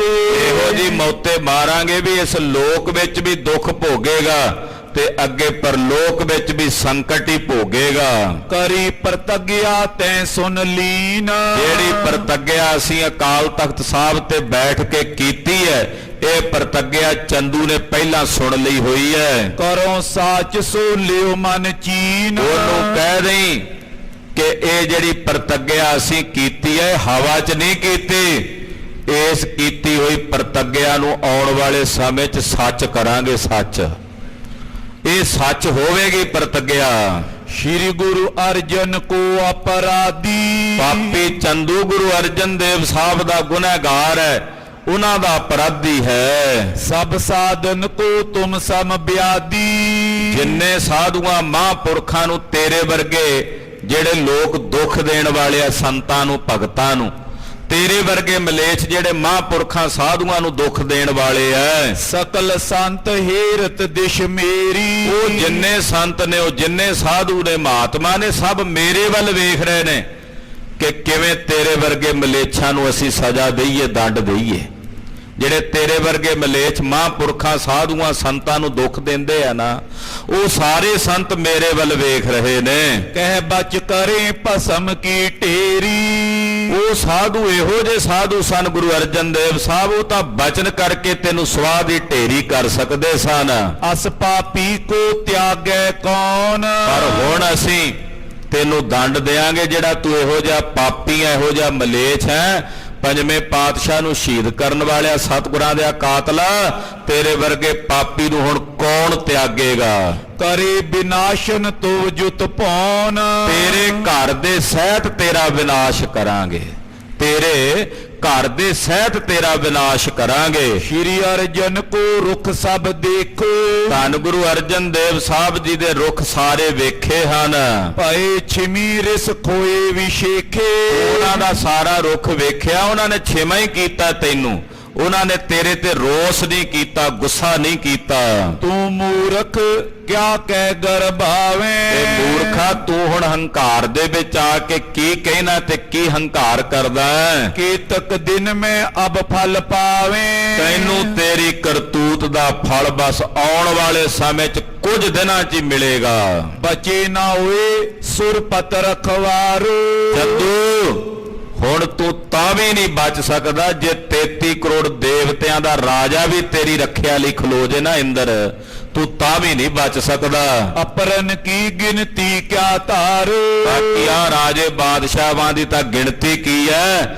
33 ਕਰੋੜ ਦੇਵਤਿਆਂ ਦਾ ਰਾਜਾ ਇੰਦਰ ਵੀ ਤੈਨੂੰ ਨਹੀਂ ਹੁਣ ਬਚਾ ਸਕਦਾ। ਸੰਤਨ ਕੇ ਬਨ ਮੈਂ ਬਿਨ ਤਰਾਸ। ਮਹਾਂਪੁਰਖਾਂ ਸਾਧੂਆਂ ਦੇ ਜੰਗਲ ਵਿੱਚ ਤੂੰ ਬਿਨਾਂ ਡਰ ਤੋਂ ਮੂੰਹ ਤਾਣਾ ਹੋ ਕੇ ਕਰਤ ਖੋਟ ਵੱਡ ਫਿਰਤ ਹੁਲਾਸ। ਖੋਟ ਕਰਦਾ ਫਿਰਦਾ ਸੀ, ਮਸਤੇ ਹੋਏ ਹਾਥੀ ਵਾਂਗੂ ਝੂਲਦਾ ਫਿਰਦਾ ਸੀ।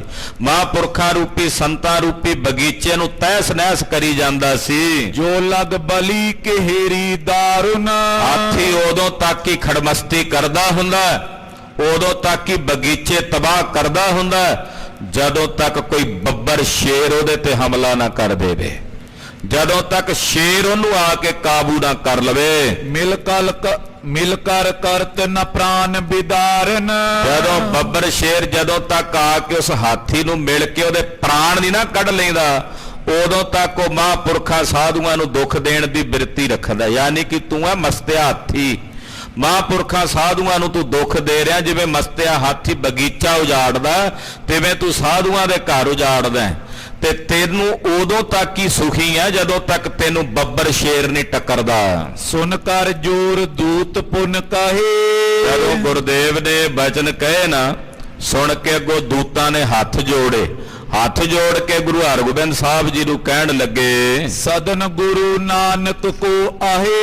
ਕਹਿਣ ਲੱਗੇ ਜੀ ਇਹ ਗੁਰੂ ਨਾਨਕ ਸਾਹਿਬ ਦਾ ਘਰ ਹੈ, ਬੜਾ ਵੱਡਾ ਘਰ ਹੈ ਸਤਿਗੁਰੂ ਗੁਰੂ ਨਾਨਕ ਸਾਹਿਬ ਜੀ ਦਾ। ਕਰੋ ਛਿਮਾ ਸੰਬੰਧ ਬਣਾਵੋ। ਤੁਸੀਂ ਚੰਦੂ ਨੂੰ ਛੇਮਾ ਕਰ ਦਿਓ ਤੇ ਉਹਦੇ ਨਾਲ ਆਪਣਾ ਸੰਬੰਧ ਜੋੜ ਲਓ, ਰਿਸ਼ਤਾ ਜੋੜ ਲਓ। ਬਨੇਹੀਨ ਜਿਸ ਦੋਇਤਾ ਲਿਆਵੋ। ਜਦੋਂ ਉਹਦੀ ਲੜਕੀ ਤੁਸੀਂ ਵਿਆਹ ਕੇ ਲੈ ਆਓਗੇ ਉਹ ਤਾਂ ਆਪੇ ਹੀਣ ਹੋ ਜਾਏਗਾ, ਉਹਦਾ ਸਿਰ ਆਪੇ ਹੀ ਨੀਵਾ ਹੋ ਜਾਏਗਾ। ਕਰ ਜੋਰੇ ਅਰ ਸੀਸ ਨਿਵਾਵੇ। ਉਹ ਨਾਲੇ ਤੁਹਾਡੇ ਅੱਗੇ ਹੱਥ ਜੋੜੇਗਾ, ਨਾਲੇ ਤੁਹਾਡੇ ਅੱਗੇ ਸੀਸ ਝੁਕਾਏਗਾ। ਰਹੇ ਅਧੀਨ ਜੋ ਸੇਵ ਕਮਾਵੇ। ਉਹ ਤੁਹਾਡੇ ਅਧੀਨ ਹੋ ਕੇ ਤੁਹਾਡੀ ਸੇਵਾ ਕਰੇਗਾ। ਤੁਸੀਂ ਜਦੋਂ ਉਹਦੇ ਦਮਾਦ ਬਣੋਗੇ। ਇਸੇ ਤੇ ਏਤਕ ਬਦਿਓ ਵਿਰੋਧੋ। ਉਹ ਦੂਤ ਬੋਲੇ, ਕਹਿੰਦੇ ਇਸੇ ਗੱਲ ਦਾ ਤਾਂ ਇੰਨਾ ਵਿਰੋਧ ਹੋਇਆ ਵੀ ਉਹਦੀ ਲੜਕੀ ਦਾ ਤੁਸੀਂ ਰਿਸ਼ਤਾ ਨਹੀਂ ਕਬੂਲਿਆ। ਇਸੇ ਗੱਲ ਕਰਕੇ ਤਾਂ ਇੱਥੇ ਤੱਕ ਨੌਬਤ ਪਹੁੰਚੀ ਹੈ। ਦੋਇ ਦਿਸ਼ ਮੈਂ ਅਤਿਸ਼ੈ ਚਿਤ ਕ੍ਰੋਧ। ਦੋਹਾਂ ਪਾਸਿਓਂ ਇਹ ਕ੍ਰੋਧ ਵਧਿਆ, ਉਹ ਵੀ ਕ੍ਰੋਧੀ ਹੋਇਆ, ਉਹਨੇ ਵੀ ਮਾੜਾ ਕੰਮ ਕੀਤਾ ਤੇ ਆਪ ਜੀ ਵੀ ਹੁਣ ਉਸੇ ਤਰ੍ਹਾਂ ਹੀ ਕ੍ਰੋਧ ਕਰ ਰਹੇ ਹੋ। ਸੋ ਤੁਮ ਬਿਆਹ ਲਿਹੋਗੇ ਜਬੇ। ਇਹ ਗੁਰੂ ਜੀ, ਜੇ ਤੁਸੀਂ ਚੰਦੂ ਦੀ ਲੜਕੀ ਨੂੰ ਧੀ ਨੂੰ ਵਿਆਹ ਲਿਆਵੋਗੇ, ਮਿਟੇ ਕਲੇਸ਼ ਤੁਰਤ ਹੀ ਤਬੇ।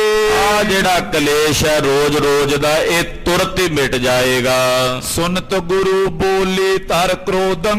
ਜਦੋਂ ਇਹਨਾਂ ਨੇ ਕਿਹਾ ਨਾ ਜੀ ਰਿਸ਼ਤਾ ਕਬੂਲ ਕਰ ਲਓ, ਮਹਾਰਾਜ ਜੀ ਬੀਰਸ ਵਿੱਚ ਆਏ ਤੇ ਬੋਲੇ ਨਾ ਦੂਤਾਂ ਨੂੰ, ਕਹਿਣ ਲੱਗੇ ਇਹ ਤੁਮ ਕਹਾਂ ਕਹਿਤ ਬਿਨ ਬੋਧੰ। ਮਹਾਰਾਜ ਜੀ ਕਹਿੰਦੇ ਉਹ ਮੂਰਖਾਂ ਵਾਲੀਆਂ ਗੱਲਾਂ ਕਿਉਂ ਕਰਦੇ ਜੇ ਤੁਸੀਂ, ਬਿਨਾਂ ਬੋਧ ਤੋਂ ਗਿਆਨ ਵੀ ਹੋਣੀਆਂ। ਇਹ ਮੂਰਖਾਂ ਵਾਲੀਆਂ ਗੱਲਾਂ ਕਿਵੇਂ ਕਰਦੇ ਹੋ? ਸਾਡੇ ਪਿਤਾ ਨੂੰ ਕਤਲ ਕਰੇ ਤੇ ਅਸੀਂ ਉਹਦੀ ਧੀ ਵਿਆਹ ਕੇ ਲਿਆਈਏ? ਇਹ ਕਿਹੋ ਜੀਆਂ ਗੱਲਾਂ ਕਰਦੇ ਹੋ ਤੁਸੀਂ ਬਿਨਾਂ ਬੋਧ ਤੋਂ? ਚੰਦੂ ਕੁਟੰਬ ਕੁਮਦ ਸਮੁਦਾਏ। ਚੰਦੂ ਦਾ ਜਿਹੜਾ ਕੁਟੰਬ ਹੈ ਨਾ, ਟੱਬਰ ਚੰਦੂ ਦੇ ਸਮੇਤ, ਉਹ ਕਮੁੱਦ ਦੇ ਬੂਟਿਆਂ ਵਾਂਗੂ, ਜਿਵੇਂ ਕਮੁੱਦ ਦੇ ਫੁੱਲ ਹੁੰਦੇ ਆ ਨਾ, ਕਮੁੱਦ ਦੇ ਫੁੱਲ ਵਾਂਗੂ ਹੈ। ਗੁਰ ਸੂਰਜ ਸਭ ਕੋ ਮੁਰਝਾਏ। ਗੁਰੂ ਘਰ ਜਿਹੜਾ ਉਹ ਸੂਰਜ ਹੈ, ਤੇ ਸੂਰਜ ਨੂੰ ਵੇਖ ਕੇ ਕਦੇ ਕਮੁੱਦ ਦੇ ਫੁੱਲ ਖਿੜਿਆ ਨਹੀਂ ਕਰਦੇ, ਉਹ ਮੁਰਝਾ ਜਾਂਦੇ ਆ। ਸੂਰਜ ਨੂੰ ਵੇਖ ਕੇ ਕਮੁੱਦ, ਕਿਉਂਕਿ ਕਮੁੱਦ ਦਾ ਫੁੱਲ ਰਾਤ ਨੂੰ ਖਿੜਦਾ, ਉਹ ਚੰਦਰਮਾ ਨੂੰ ਵੇਖ ਕੇ ਖਿੜਦਾ। ਤੇ ਕਹਿਣ ਲੱਗੇ ਪਾਤਸ਼ਾਹ ਵੀ ਚੰਦੂ ਤੇ ਉਹਦਾ ਟੱਬਰ ਕਮੁੱਦ ਦੇ ਫੁੱਲ ਵਾਂਗੂ ਨੇ, ਤੇ ਗੁਰੂ ਘਰ ਸੂਰਜ ਵਾਂਗੂ ਹੈ। ਸੂਰਜ ਨੂੰ ਵੇਖ ਕੇ ਕਮੁੱਦ ਕਦੇ ਖਿੜਿਆ ਨਹੀਂ ਕਰਦੇ। ਜੇ ਅਰਬਿੰਦ ਬਣਾਵੋ ਤਿਨੇ। ਤੇ ਜੇ ਤੂੰ ਆਖੇ ਦੂਤ ਕਿ ਅਸੀਂ ਚੰਦੂ ਦੇ ਪਰਿਵਾਰ ਨੂੰ ਕਮਲ ਦਾ ਫੁੱਲ ਬਣਾ ਦਿੰਨੇ ਆ, ਜੇ ਗੁਰੂ ਘਰ ਸੂਰਜ ਹੈ ਤੇ ਚੰਦੂ ਤੇ ਉਹਦੇ ਟੱਬਰ ਨੂੰ ਕਮਲ ਦਾ ਫੁੱਲ ਬਣਾ ਦਿੰਨੇ, ਜੇ ਤੁਸੀਂ ਇਹ ਕਹੋ ਗੁਰ ਤੁਖਾਰ ਦੁਖਦਾਇਕ ਬਨੇ। ਤੇ ਫਿਰ ਗੁਰੂ ਘਰ ਚੰਦੂ ਦੇ ਉਸ ਕਮਲ ਦੇ ਫੁੱਲਾਂ ਲਈ ਬਰਫ਼ ਰੂਪ ਪਵੇਗਾ। ਜਿਵੇਂ ਬਰਫ਼ ਪਵੇ ਤੇ ਕਮਲ ਦਾ ਫੁੱਲ ਟੁੱਟ ਕੇ ਤਹਿਸ ਨਹਿਸ ਹੋ ਜਾਂਦਾ ਨਾ, ਮਹਾਰਾਜ ਜੀ ਕਹਿੰਦੇ ਫਿਰ ਗੁਰੂ ਘਰ ਉਹਨਾਂ ਵਾਸਤੇ ਤੁਖਾਰ ਰੂਪ ਹੈ। ਤੁਖਾਰ ਕਹਿੰਦੇ ਆ ਬਰਫ਼ ਨੂੰ, ਫਿਰ ਬਰਫ਼ ਰੂਪ ਹੈ। ਜਾਵਤ ਚੰਦੂ ਕੇ ਤਨ ਪ੍ਰਾਨ।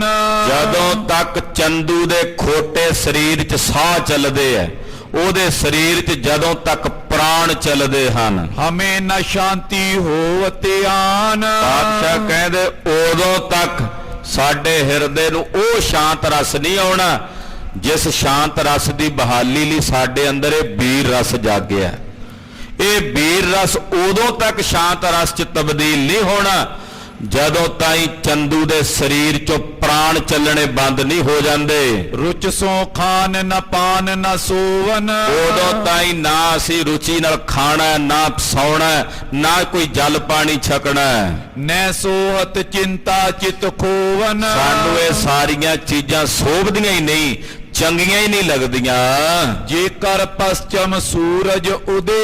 ਸੁਣ ਲੋ ਦੂਤੋ ਕਿ ਜੇ ਸੂਰਜ ਪੂਰਬ ਦਿਸ਼ਾ ਦੀ ਬਜਾਏ ਪੱਛਮ ਚੋਂ ਉਗ ਜੇ, ਪੱਛਮ ਚੋਂ, ਹਾਲਾਂਕਿ ਹੁੰਦਾ ਨਹੀਂ ਐਸਾ, ਪੂਰਬ ਚੋਂ ਚੜ੍ਹਦਾ ਸੂਰਜ।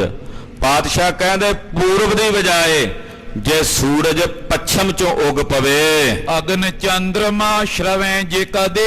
ਚੰਦਰਮਾ ਠੰਡਾ ਹੁੰਦਾ ਸ਼ੀਤਲ, ਪਰ ਜੇ ਕੋਈ ਕਹੇ ਵੀ ਚੰਦਰਮਾ ਚੋਂ ਅੱਗ ਸਰਵਣ ਲੱਗ ਪਏ, ਅੱਗ ਡਿੱਗਣ ਲੱਗ ਪਵੇ। ਪੰਖ ਲਗਾਏ ਮੇਰ ਉੱਡ ਜਾਵੇ। ਸੁਮੇਰ ਪਰਬਤ ਬੜਾ ਵੱਡਾ ਹਿਲਦਾ ਨਹੀਂ, ਪਰ ਜੇ ਕੋਈ ਆਖੇ ਕਿ ਸੁਮੇਰ ਪਰਬਤ ਖੰਭ ਲਾ ਕੇ ਉੱਡ ਗਿਆ, ਉਹ ਭਵੇਂ ਉੱਡ ਜਾਏ। ਥਿਰਾ ਅਥਿਰਾ ਸਮੁੰਦ ਸੁਕਾਵੇ।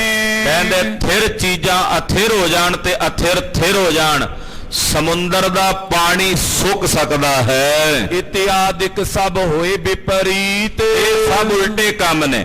ਸੂਰਜ ਪੂਰਬ ਦੀ ਬਜਾਏ ਪੱਛਮ ਚ ਉਗ ਸਕਦਾ ਹੈ, ਚੰਦਰਮਾ ਚੋਂ ਅੱਗ ਨਿਕਲ ਸਕਦੀ ਹੈ, ਸਮੁੰਦਰ ਸੁੱਕ ਸਕਦਾ ਹੈ, ਸੁਮੇਰ ਪਰਬਤ ਖੰਭ ਲਾ ਕੇ ਉੱਡ ਸਕਦਾ ਹੈ। ਜਿਹੜੀਆਂ ਜੜ ਚੀਜ਼ਾਂ ਨੇ, ਦਰਖਤ ਜੜ ਦੇ ਇੱਕੋ ਜਗ੍ਹਾ ਤੇ ਖੜੇ ਨੇ, ਇਹ ਟੁਰ ਸਕਦੇ ਹੈ, ਤੇ ਤੁਰਨ ਵਾਲੀਆਂ ਚੀਜ਼ਾਂ ਖਲੋ ਸਕਦੀਆਂ ਹਨ। ਤਉ ਨਾ ਵਿਆਹ ਕਰੇ ਕਿਸ ਰੀਤ। ਅਸੀਂ ਫਿਰ ਵੀ ਚੰਦੂ ਦੀ ਲੜਕੀ ਦਾ ਵਿਆਹ ਨਹੀਂ ਕਰਾਂਗੇ, ਭਾਵੇਂ ਸਾਰੀਆਂ ਚੀਜ਼ਾਂ ਉਲਟੀਆਂ ਹੋ ਜਾਣ, ਪਰ ਚੰਦੂ ਦੀ ਧੀ ਦਾ ਵਿਆਹ ਅਸੀਂ ਕਬੂਲ ਨਹੀਂ ਕਰਾਂਗੇ, ਕਿਉਂਕਿ ਧੰਨ ਗੁਰੂ ਅਰਜਨ ਦੇਵ ਸਾਹਿਬ ਜੀ ਜਦੋਂ ਮਨਾਹੀ ਕਰ ਗਏ ਹੈ, ਤੇ ਹੁਣ ਉਸੇ ਤਰ੍ਹਾਂ ਹੀ ਇਹ ਬਚਨ ਸੱਚ ਰਹੇਗਾ। ਹਾਂਜੀ, ਜਿਸਨੇ ਪਿਤਾ ਹਤਿਓ ਬਿਨ ਤਰਾਸ। ਕਿਵੇਂ ਕਬੂਲ ਕਰ ਲਈ ਉਹਦੀ ਧੀ ਦਾ ਨਾਤਾ, ਜਿਹਨੇ ਬਿਨਾਂ ਡਰ ਤੋਂ ਬਿਨਾਂ ਖੌਫ ਤੋਂ ਨਿਰਵੈਰ ਸਤਿਗੁਰੂ ਜਿਹੜੇ ਤੱਤੀ ਤਵੀ ਤੇ ਬਹਿ ਕੇ ਵੀ ਕਹਿੰਦੇ ਰਹੇ ਆ ਸਭ ਦਾ ਭਲਾ ਹੋਵੇ, ਐਸੇ ਸਤਿਗੁਰੂ ਗੁਰੂ ਅਰਜਨ ਦੇਵ ਸਾਹਿਬ ਨੂੰ ਜਿਸ ਮਲੇਛ ਨੇ ਸ਼ਹੀਦ ਕੀਤਾ ਹੋਵੇ। ਮੈਂ ਚਾਹੂੰ ਤਿਸ ਕਰਨ ਵਿਨਾਸ਼। ਅਸੀਂ ਉਹਦੀ ਲੜਕੀ ਦਾ ਰਿਸ਼ਤਾ ਕਿਵੇਂ ਲੈ ਲਈਏ? ਮੈਂ ਤਾਂ ਉਹਦਾ ਵਿਨਾਸ਼ ਕਰਨਾ ਚਾਹੁੰਦਾ, ਵਿਨਾਸ਼, ਉਸ ਚੰਦੂ ਦਾ ਵਿਨਾਸ਼ ਕਰਨਾ ਚਾਹੁੰਦਾ ਹਾਂ। ਤਿਸ ਸੋ ਕੋ ਕੈਸੇ ਸੰਬੰਧ। ਇਹਦਾ ਅਸੀਂ ਵਿਨਾਸ਼ ਹੀ ਕਰਨਾ ਚਾਹੁੰਦੇ ਹੋਈਏ, ਉਹਦੇ ਨਾਲ ਕਾਹਦਾ ਸੰਬੰਧ? ਪਤਾ ਵੀ ਜਿਹਨੇ ਬਿਨਸ ਜਾਣਾ, ਉਹਦੇ ਨਾਲ ਸਾਡਾ ਕਾਹਦਾ ਸੰਬੰਧ ਹੋਣਾ? ਹਤਨੋ ਬਨੇ ਤਾਏ ਮਤ ਅੰਧ। ਉਸ ਮਾੜੀ ਮਤ ਵਾਲੇ ਨੂੰ ਮਾਰਨਾ ਹੀ ਬਣਾਉਂਦਾ ਹੈ। ਬੌਰ ਨ ਐਸੀ ਬਾਤ ਸੁਣਾਵੋ। ਐ ਦੂਤੋ ਜਿਹੜੀਆਂ ਗੱਲਾਂ ਪਹਿਲਾਂ ਕਹਿ ਲੀਆਂ ਸੋ ਕਹਿ ਲੀਆਂ, ਹੁਣ ਇਹ ਗੱਲ ਦੁਬਾਰਾ ਨਾ ਕਿਉਂ ਮੂੰਹੋਂ, ਦੁਬਾਰਾ ਇਹ ਗੱਲਾਂ ਨਾ ਦੁਹਰਾਇਓ। ਪਤ ਸਮੇਤ ਨਿਕੇਤ ਸਿਧਾਵ। ਆਪਣੀ ਇੱਜ਼ਤ ਸਹਿਤ ਜਿਵੇਂ ਆਏ ਹੋ ਉਸੇ ਤਰ੍ਹਾਂ ਰੁਖਸਦ ਹੋ ਕੇ ਵਾਪਸ ਚਲੇ ਜਾਓ ਚੰਦੂ ਕੋਲ। ਹਮ ਦਿਸ਼ ਤੇ ਕਹਿ ਦਿਓ ਸੰਦੇਸ਼ਾ। ਜਿਹੜੀਆਂ ਗੱਲਾਂ ਅਸੀਂ ਤੁਹਾਨੂੰ ਕਹੀਆਂ, ਜਾ ਕੇ ਚੰਦੂ ਨੂੰ ਸਾਡੇ ਵੱਲੋਂ ਸੁਨੇਹਾ ਦੇ ਦਿਓ। ਪਹੁੰਚਿਓ ਤੋ ਟਿਗ ਅਧਿਕ ਕਲੇਸ਼ਾ। ਉਹਨੂੰ ਕਹਿ ਦਿਓ ਕਿ ਬਸ ਉਦੋਂ ਤੱਕ ਹੀ ਅਸੀਂ ਇੱਥੇ ਬੈਠੇ ਆ ਦੂਰ, ਜਦ ਉਦੋਂ ਤੱਕ ਹੀ ਉਹ ਸੁਖੀ ਹੈ ਜਦੋਂ ਤੱਕ ਅਸੀਂ ਇੱਥੇ ਬੈਠੇ ਆ। ਜਦੋਂ ਆ ਗਏ ਦਿੱਲੀ ਤੇ ਉਸੇ ਵੇਲੇ ਉਹਦੇ ਘਰ 'ਚ ਕਲੇਸ਼ ਆ ਜਾਣਾ। ਅਪਦਾ ਪਰੇ ਆਨ ਅਬ ਐਸੇ। ਬਸ ਹੁਣ ਇਹੋ ਜੀ ਅਪਦਾ, ਇਹੋ ਜੀ ਵਿਪਤਾ ਚੰਦੂ ਤੇ ਆਣ ਕੇ ਪੈਣੀ ਹੈ। ਯਤਨ ਅਨਿਕ ਤੇ ਮਿਟੇ ਨ ਕੈਸੇ। ਤੇ ਜਿਹੜੇ ਉਹਦੇ ਅਨੇਕਾਂ ਯਤਨਾਂ ਦੇ ਕੀਤਿਆਂ ਵੀ ਨਹੀਂ ਮਿਟਣੀ। ਇਹੋ ਜੀ ਵਿਪਤਾ ਪੈਣੀ ਚੰਦੂ ਤੇ ਕਿ ਲੱਖਾਂ ਯਤਨ ਕਰਨ ਦੇ ਨਾਲ ਵੀ ਉਹ ਨਹੀਂ ਮਿਟਣੀ। ਜਾਨ ਦੂਤ ਤੁਮ ਕੋ ਅਬ ਤਜੇ। ਤੁਸੀਂ ਉਹ ਦੂਤ, ਤੇ ਤੁਹਾਨੂੰ ਦੂਤ ਜਾਣ ਕੇ ਅਸੀਂ ਭੇਜਣ ਲੱਗੇ ਆ। ਜੇ ਤੁਹਾਡੇ ਵਿੱਚੋਂ ਕੋਈ ਚੰਦੂ ਦਾ ਰਿਸ਼ਤੇਦਾਰ ਹੁੰਦਾ ਨਾ, ਤੇ ਆਹ ਵੇਖੋ ਬੈਠੇ ਆ ਸਾਰੇ ਤਿਆਰ ਬਰ ਤਿਆਰ, ਇਹਨਾਂ ਜਾਣ ਨਹੀਂ ਸੀ ਦੇਣਾ ਤੁਹਾਨੂੰ ਵਾਪਸ। ਤੁਸੀਂ ਦੂਤ ਹੋ, ਇਸ ਕਰਕੇ ਤੁਸੀਂ ਬਾਇਜ਼ਤ ਇੱਥੋਂ ਵਾਪਸ ਜਾ ਰਹੇ ਹੋ। ਨਾਏ ਤਪਕਰ ਸਾਸ ਨਾ ਸਜੇ। ਨਹੀਂ ਤਾਂ ਫੜ ਕੇ ਹੁਣੇ ਤੁਹਾਨੂੰ ਇੱਥੇ ਸਿੱਖਾਂ ਯੋਧਿਆਂ ਨੇ ਦੰਡ ਦੇਣਾ ਸੀ, ਤੁਹਾਨੂੰ ਸਜ਼ਾ ਦੇਣੀ ਸੀ। ਜਿਸ ਤੇ ਮੂੜ ਮਤੀ ਸੋ ਜਾਣੇ। ਜਿਹਦੇ ਨਾਲ ਮੂਰਖ ਮਤ ਵਾਲੇ ਚੰਦੂ ਨੂੰ ਉੱਥੇ ਬੈਠਿਆਂ ਖਬਰ ਹੋ ਜਾਣੀ ਸੀ ਵੀ ਮੇਰੇ ਤਾਂ ਜਿਹੜੇ ਭੇਜੇ ਬੰਦੇ ਨੇ ਉਹਨਾਂ ਨੂੰ ਵੀ ਕਟਾਪਾ ਚੜ ਗਿਆ, ਜਦੋਂ ਮੈਨੂੰ ਮਿਲਣਗੇ ਖਬਰੇ ਕੀ ਕਰਨਗੇ, ਇਹ ਉਹਨੂੰ ਪਤਾ ਲੱਗ ਜਾਣਾ ਸੀ। ਪਰ ਤੁਸੀਂ ਦੂਤ ਹੋ ਤੇ ਦੂਤਾਂ ਨੂੰ ਮਾਰਨਾ ਯੋਗ ਨਹੀਂ, ਕਿਉਂਕਿ ਦੂਤ ਦਾ ਵਿੱਚ ਇੱਕ ਦੂਜੇ ਦੇ ਫਿਰ ਕੇ ਗੱਲਬਾਤ ਕਰਦੇ ਹੁੰਦੇ ਆ, ਰਾਜਨੀਤੀ ਹੈ। ਇਸ ਕਰਕੇ ਤੁਹਾਨੂੰ ਸਾਬਤ ਭੇਜਣ ਲੱਗੇ ਆ। ਕੀਤਕ ਦਿਨ ਮੈਂ ਪ੍ਰਾਨ ਨਹਾਨੇ। ਕਿਉਂਕਿ ਹੁਣ ਜਾ ਕੇ ਕਹਿ ਦਿਓ ਚੰਦੂ ਨੂੰ ਕੁਝ ਕੁ ਦਿਨਾਂ ਤੱਕ ਹੀ ਉਹਦੇ ਪ੍ਰਾਣ ਹਾਨ ਹੋਣਗੇ। ਇਮ ਕਹਿ ਕਰ ਤਿਨ ਕੋ ਅਪਮਾਨਾ। ਇਹਦਾ ਕਹਿ ਕੇ ਬਚਨ ਪਾਤਸ਼ਾਹ ਨੇ ਉਹਨਾਂ ਦੂਤਾਂ ਨੂੰ ਕਿਹਾ ਹੁਣ ਤੁਰਦੇ ਬਣੋ ਇੱਥੋਂ, ਜਿਵੇਂ ਆਇਓ ਬਰੰਗ ਚਿੱਠੀ ਵਾਂਗੂ ਵਾਪਸ ਪਰਤ ਜਾਓ। दिए उठाए कठोर बखाना। ਜਦੋਂ ਮਹਾਰਾਜ ਜੀ ਨੇ ਇਦਾਂ ਕਠੋਰ ਜਿਹੇ ਸ਼ਬਦ ਬੋਲੇ ਤਾਂ ਪਹਿਲਾਂ ਹੀ ਡਰ ਕੇ ਉੱਠ ਖਲੋਤੇ, ਪਹਿਲਾਂ ਹੀ ਕੰਬਣ ਲੱਗ ਪਏ, ਭੈ ਭੀਤ ਹੋ ਗਏ। ਝੂਰਤ ਨਿਜ ਡੇਰੇ ਕਹੋ ਆਏ। ਮਨ ਚ ਝੂਰਦਿਆਂ ਜਿੱਥੇ ਇਹਨਾਂ ਦਾ ਡੇਰਾ ਸੀ ਦੂਤਾਂ ਦਾ, ਜਿੱਥੇ ਪੜਾਅ ਕੀਤਾ ਸੀ ਦਰਬਾਰ ਸਾਹਿਬ ਦੇ ਨੇੜੇ ਅੰਮ੍ਰਿਤਸਰ ਸ਼ਹਿਰ 'ਚ, ਉੱਥੇ ਆ ਗਏ। ਨੈ ਕੁਛ ਕਹਿਓ ਗਇਓ ਸੋ ਲਜਾਏ। ਕੁਝ ਕਿਹਾ ਹੀ ਨਹੀਂ ਗਿਆ, ਬੜੇ ਸ਼ਰਮਿੰਦਾ ਵੀ ਹੋਏ ਵੀ ਅਸੀਂ ਮਾੜੇ ਬੰਦੇ ਦੀ ਪੈਰਵਾਈ ਕਰਨ। ਜਦੋਂ ਮਾੜੇ ਭੱਦੇ ਬੰਦੇ ਦੀ ਕੋਈ ਚੰਗਾ ਬੰਦਾ ਪੈਰਵਾਈ ਕਰਨ ਆਵੇ ਨਾ, ਉਹ ਸ਼ਰਮ ਨਾਲ ਹੀ ਮਰ ਜਾਂਦਾ। ਜਦੋਂ ਉਹਦੀਆਂ ਕਰਤੂਤਾਂ ਪਤਾ ਹੋਣ ਵੀ ਇਹ ਮਾੜੀ ਕਰਤੂਤ ਦਾ ਬੰਦਾ, ਵੀ ਮੈਂ ਇਸ ਬੰਦੇ ਦੀ ਸਿਫਾਰਿਸ਼ ਕਰਨ ਆਇਆ, ਇਹਦੀ ਪੈਰਵਾਈ ਕਰਨ ਆਇਆ, ਫਿਰ ਸ਼ਰਮ ਆਉਂਦੀ ਹੈ। ਇਹਨਾਂ ਨੂੰ ਬੜੀ ਲੱਜਾ ਆਈ, ਬੜੀ ਸ਼ਰਮ ਆਈ ਇਹ ਸਾਰੀ ਗੱਲ ਕਰਕੇ। ਫਸੇ ਨਿਸਾ ਇੱਕ ਡਰ ਪਤਰ ਰਹੇ। ਰਾਤ ਇੱਕ ਰਹੇ ਜ਼ਰੂਰ, ਪਰ ਡਰਦੇ ਡਰਦੇ ਹੀ ਰਹੇ। ਪਤਾ ਨਹੀਂ ਕਿਹੜਾ ਸਿੱਖ ਕੋਈ ਸੂਰਮਾ ਰਾਤ ਨੂੰ ਸਾਡੇ ਤੇ ਨਾ ਚੜ੍ਹ ਆਵੇ। ਮਨ 'ਚ ਭੈ ਸੀ ਵੀ ਸ਼ਸਤਰਧਾਰੀ ਯੋਧੇ ਨੇ, ਖਬਰੇ ਕਿਹਨੂੰ ਪਹਿਰਾ ਲੱਗ ਜੇ ਸ਼ਹੀਦੀ। ਆਖੇ ਵੀ ਚੰਦੂ ਦੇ ਦੂਤਾਂ ਨੂੰ ਪਹਿਲਾਂ ਫੜ ਕੇ ਇੱਥੇ ਸੋਧਾ ਲਾਈਏ, ਫਿਰ ਆਪੇ ਚੰਦੂ ਕੋਲ ਖਬਰ ਪਹੁੰਚੇਗੀ। ਇਹਨਾਂ ਡਰਦਿਆਂ ਹੀ ਰਾਤ ਬਤੀਤ ਕੀਤੀ। ਹਮੋ ਆਨ ਕੋ ਲਹੇ ਨ ਗਹੇ। ਮਨ 'ਚ ਡਰ ਸੀ ਵੀ ਸਾਨੂੰ ਕੋਈ ਆ ਕੇ ਪਕੜ ਹੀ ਨਾ ਲਵੇ, ਕੋਈ ਪਕੜ ਕੇ ਬੰਦੀ 'ਚ ਨਾ ਸੁੱਟ ਲਵੇ। ਤਰਾਸਤ ਨਹੀਂ ਸੁਪਤ ਸੁਖ ਸੰਗਾ। ਰਾਤ ਨੂੰ ਡਰਦਿਆਂ ਨੂੰ ਨੀਂਦ ਨਹੀਂ ਆਈ, ਇਹਨਾਂ ਨੂੰ ਜਾਗਦਿਆਂ ਹੀ ਰਾਤ ਬਤੀਤ ਕੀਤੀ। ਭਾਈ ਪ੍ਰਭਾਤ ਚੜੇ ਤਿਸ ਟੰਗਾ। ਜਦੋਂ ਅਗਲਾ ਦਿਨ, ਹਾਲੇ ਦਿਨ ਨਹੀਂ ਸੀ ਚੜਿਆ, ਦਿਨ ਚੜਨ ਤੋਂ ਪਹਿਲਾਂ ਇਹਨਾਂ ਨੇ ਚੜ੍ਹਾਈ ਕਰ ਦਿੱਤੀ ਵਾਪਸ ਜਾਣ ਦੀ। ਦੋਹਰਾ ਸਗਰੋ ਪੰਤੇ ਉਲੰਘ ਕੇ ਦਿੱਲੀ ਪ੍ਰਵਸ਼ੇ ਆਏ। ਸਾਰਾ ਪੈਂਡਾ ਤੈਅ ਕਰਕੇ ਇਹ ਦੂਤ ਜਿਹੜੇ ਸਨ ਅੰਮ੍ਰਿਤਸਰ ਸਾਹਿਬ ਤੋਂ ਚੱਲੇ ਤੇ ਦਿੱਲੀ ਪਹੁੰਚੇ ਨੇ। ਚੰਦੂ ਪਾਪੀ ਸੋ ਮਿਲੇ ਸਕਲ ਪ੍ਰਸੰਗ ਸੁਨਾਏ। ਆ ਕੇ ਚੰਦੂ ਪਾਪੀ ਨੂੰ ਮਿਲੇ, ਮਿਲ ਕੇ ਸਾਰਾ ਪ੍ਰਸੰਗ ਚੰਦੂ ਨੂੰ ਸੁਣਾਇਆ। ਮਹਾ ਦੁਸ਼ਟ ਮਤ ਪਾਤ ਕੀ ਸੁਨਤ ਪਇਓ ਦੁਖ ਪਾਏ। ਮਹਾ ਦੁਸ਼ਟ ਪਾਪੀ ਸੀ, ਪਾਤ ਕੀ ਸੀ ਚੰਦੂ। ਜਦੋਂ ਉਹਨੇ ਸੁਣੀਆਂ ਨਾ ਗੱਲਾਂ ਸਾਰੀਆਂ, ਦੂਤਾਂ ਨੇ ਕੱਲੀ ਕੱਲੀ ਗੱਲ ਦੱਸੀ ਵੀ ਤੇਰੀ ਖਾਤਰ ਜਮਾ ਇਦਾਂ ਹੋਈ, ਉੱਥੇ ਤੇਰਾ ਸਨਮਾਨ ਆਹ ਗੱਲਾਂ ਨਾਲ ਹੋਇਆ। ਤੂੰ ਹਿਸਾਬ ਲਾ ਲੈ ਵੀ ਹਾਲੇ ਤਾਂ ਤੂੰ ਮਿਲਿਆ ਨਹੀਂ ਤੇ ਇਦਾਂ ਦੀਆਂ ਗੱਲਾਂ ਆਉਂਦੀਆਂ। ਜਦੋਂ ਮਿਲੇਗਾ ਉਹਨਾਂ ਦੇ ਯੋਧਿਆਂ ਨੂੰ, ਗੁਰੂ ਪਾਤਸ਼ਾਹ ਨੂੰ, ਉਦੋਂ ਤੇਰੇ ਨਾਲ ਕੀ ਬੀਤੇਗੀ ਇਹ ਤਾਂ ਹੁਣ ਤੂੰ ਜਾਣੇਗਾ ਜਾਂ ਫਿਰ ਉਹ ਜਾਣਨਗੇ। ਗੱਲਾਂ ਬਾਤਾਂ ਸੁਣੀਆਂ ਚੰਦੂ ਨੇ, ਪਾਤਕੀ ਪਾਪੀ ਨੇ। ਬੂਝਤ ਕਉ ਪ੍ਰਸੰਗ ਸਭ ਕਿਮ ਦੇਖਿਓ ਤੁਮ ਜਾਏ। ਇਹਨੇ ਫਿਰ ਕੱਲੀ ਕੱਲੀ ਗੱਲ ਪੁੱਛਦਾ, ਕਹਿੰਦਾ ਦੱਸੋ ਤਾਂ ਸਹੀ ਤੁਸੀਂ ਜਾ ਕੇ ਮਿਲੇ ਕਿਵੇਂ ਉਹਨਾਂ ਨੂੰ? ਜਦੋਂ ਮਿਲੇ ਕੀ ਗੱਲਬਾਤ ਚੱਲੀ, ਕੀ ਚਰਚਾ ਹੋਈ? ਚੌਪਈ ਕਹਿਤ ਪਈ ਸੁਨ ਕਾਨ ਦੀਵਾਨ। ਉਹ ਅੱਗੋਂ ਬੋਲੇ, ਕਹਿਣ ਲੱਗੇ ਦੀਵਾਨ ਜੀ ਸੁਣੋ, ਆਪਣੇ ਕੰਨੀ ਗੱਲ ਧਿਆਨ ਨਾਲ ਸੁਣਿਓ। ਉਤਰੇ ਪ੍ਰਥਮ ਏਕ ਹਮ ਥਾਨ। ਅਸੀਂ ਜਾ ਕੇ ਪਹਿਲਾਂ ਸ੍ਰੀ ਅੰਮ੍ਰਿਤਸਰ ਸਾਹਿਬ ਉਤਾਰਾ ਕੀਤਾ, ਇੱਕ ਜਗ੍ਹਾ ਤੇ ਡੇਰਾ ਕੀਤਾ। ਲੋਕਨ ਕੋ ਬੂਝਿਓ ਗੁਰ ਕਿਤੇ। ਅਸੀਂ ਉੱਥੇ ਲੋਕਾਂ ਨੂੰ ਪੁੱਛਿਆ ਵੀ ਗੁਰੂ ਜੀ ਕਿੱਥੇ ਮਿਲਣਗੇ, ਕਬ ਹਮ ਮਿਲੇ ਹੋਏ ਇੱਕ ਚਿਤੈ। ਤੇ ਕਦੋਂ ਮਿਲਣਗੇ? ਜਦੋਂ ਉਹਨਾਂ ਨੂੰ ਮਿਲਣ ਦਾ ਖੁੱਲਾ ਸਮਾਂ ਹੋਵੇ। ਤਬੋ ਸਿੱਖ ਇੱਕ ਸਕਲ ਬਤਾਏ। ਤਾਂ ਉੱਥੋਂ ਦੇ ਹੀ ਇੱਕ ਸਿੱਖ ਨੇ ਫਿਰ ਸਾਨੂੰ ਦੱਸਿਆ, ਖੇਲਤ ਅਬ ਸ਼ਿਕਾਰ ਕੋ ਆਏ। ਉਹਨੇ ਦੱਸਿਆ ਵੀ ਹੁਣੇ ਹੁਣੇ ਗੁਰੂ ਹਰਗੋਬਿੰਦ ਸਾਹਿਬ ਜੀ ਸ਼ਿਕਾਰ ਖੇਡ ਕੇ ਵਾਪਸ ਆਏ ਨੇ। ਬੈਠੇ ਸ਼ੋਭਤ ਤਖਤ ਸਥਾਨ। ਔਰ ਸ਼੍ਰੀ ਅਕਾਲ ਤਖਤ ਸਾਹਿਬ ਤੇ ਸੰਧਿਆ ਦਾ ਦੀਵਾਨ ਸਜਾ ਕੇ ਬੈਠੇ ਆ ਪਿਛਲੇ ਪਹਿਰਾਂ ਦਾ। ਹੁਣੇ ਸ਼ਿਕਾਰ ਖੇਡ ਕੇ ਆਏ ਨੇ ਔਰ ਸ਼੍ਰੀ ਅਕਾਲ ਤਖਤ ਸਾਹਿਬ ਤੇ ਸਜੇ ਨੇ। ਗਨ ਸੁਭਟਨ ਕੋ ਲਾਗ ਦੀਵਾਨ। ਉੱਥੇ ਉਹਨਾਂ ਦੇ ਸੂਰਮਿਆਂ ਸਮੇਤ, ਉਹਨਾਂ ਦੇ ਸਿਪਾਹੀਆਂ ਸਮੇਤ ਉਹਨਾਂ ਦਾ ਦੀਵਾਨ ਲੱਗਾ ਹੋਇਆ ਹੈ। ਮਿਲੋ ਕਰੋ ਦਰਸ਼ਨ ਇਸ ਬੇਰਾ। ਤੁਸੀਂ ਹੁਣ ਜਾ ਕੇ ਉਹਨਾਂ ਨੂੰ ਮਿਲ ਸਕਦੇ ਹੋ, ਉਹਨਾਂ ਦੇ ਦਰਸ਼ਨ ਕਰ ਸਕਦੇ ਹੋ। ਐਸੋ ਸਮੋ ਨ ਪਾਵੋ ਫੇਰਾ। ਇਹੋ ਜਿਹਾ ਸਮਾਂ ਉਹਨਾਂ ਦੇ ਦਰਸ਼ਨ ਕਰਨ ਦਾ, ਵੇਲ ਦਾ ਤੁਹਾਨੂੰ ਮੁੜ ਕੇ ਨਹੀਂ ਮਿਲਣਾ। ਅੱਜ ਸੰਗਤ ਵੀ ਘੱਟ ਹੈ, ਗੱਲਬਾਤ ਵੀ ਤੁਹਾਡੀ ਵਧੀਆ ਹੋ ਸਕਦੀ ਹੈ। ਸੁਨ ਹਮ ਬਿਸਮੇ क्या ए कहे। ਕਹਿੰਦੇ ਜਦੋਂ ਅਸੀਂ ਉਸ ਸਿੱਖ ਕੋਲੋਂ ਸੁਣਿਆ ਵੀ ਗੁਰੂ ਜੀ ਸ਼ਿਕਾਰ ਖੇਡ ਕੇ ਆਏ ਨੇ, ਸਿਪਾਹੀਆਂ ਸਮੇਤ ਤਖਤ ਤੇ ਬੈਠੇ ਨੇ, ਕਹਿੰਦੇ ਅਸੀਂ ਇਹ ਗੱਲਾਂ ਸੁਣ ਕੇ ਬੜੇ ਹੈਰਾਨ ਹੋਏ ਚੰਦੂ, ਬੜੇ ਹੈਰਾਨ ਹੋਏ। ਗਾਦੀ ਏਉ ਫਕੀਰਨ ਆਹੇ।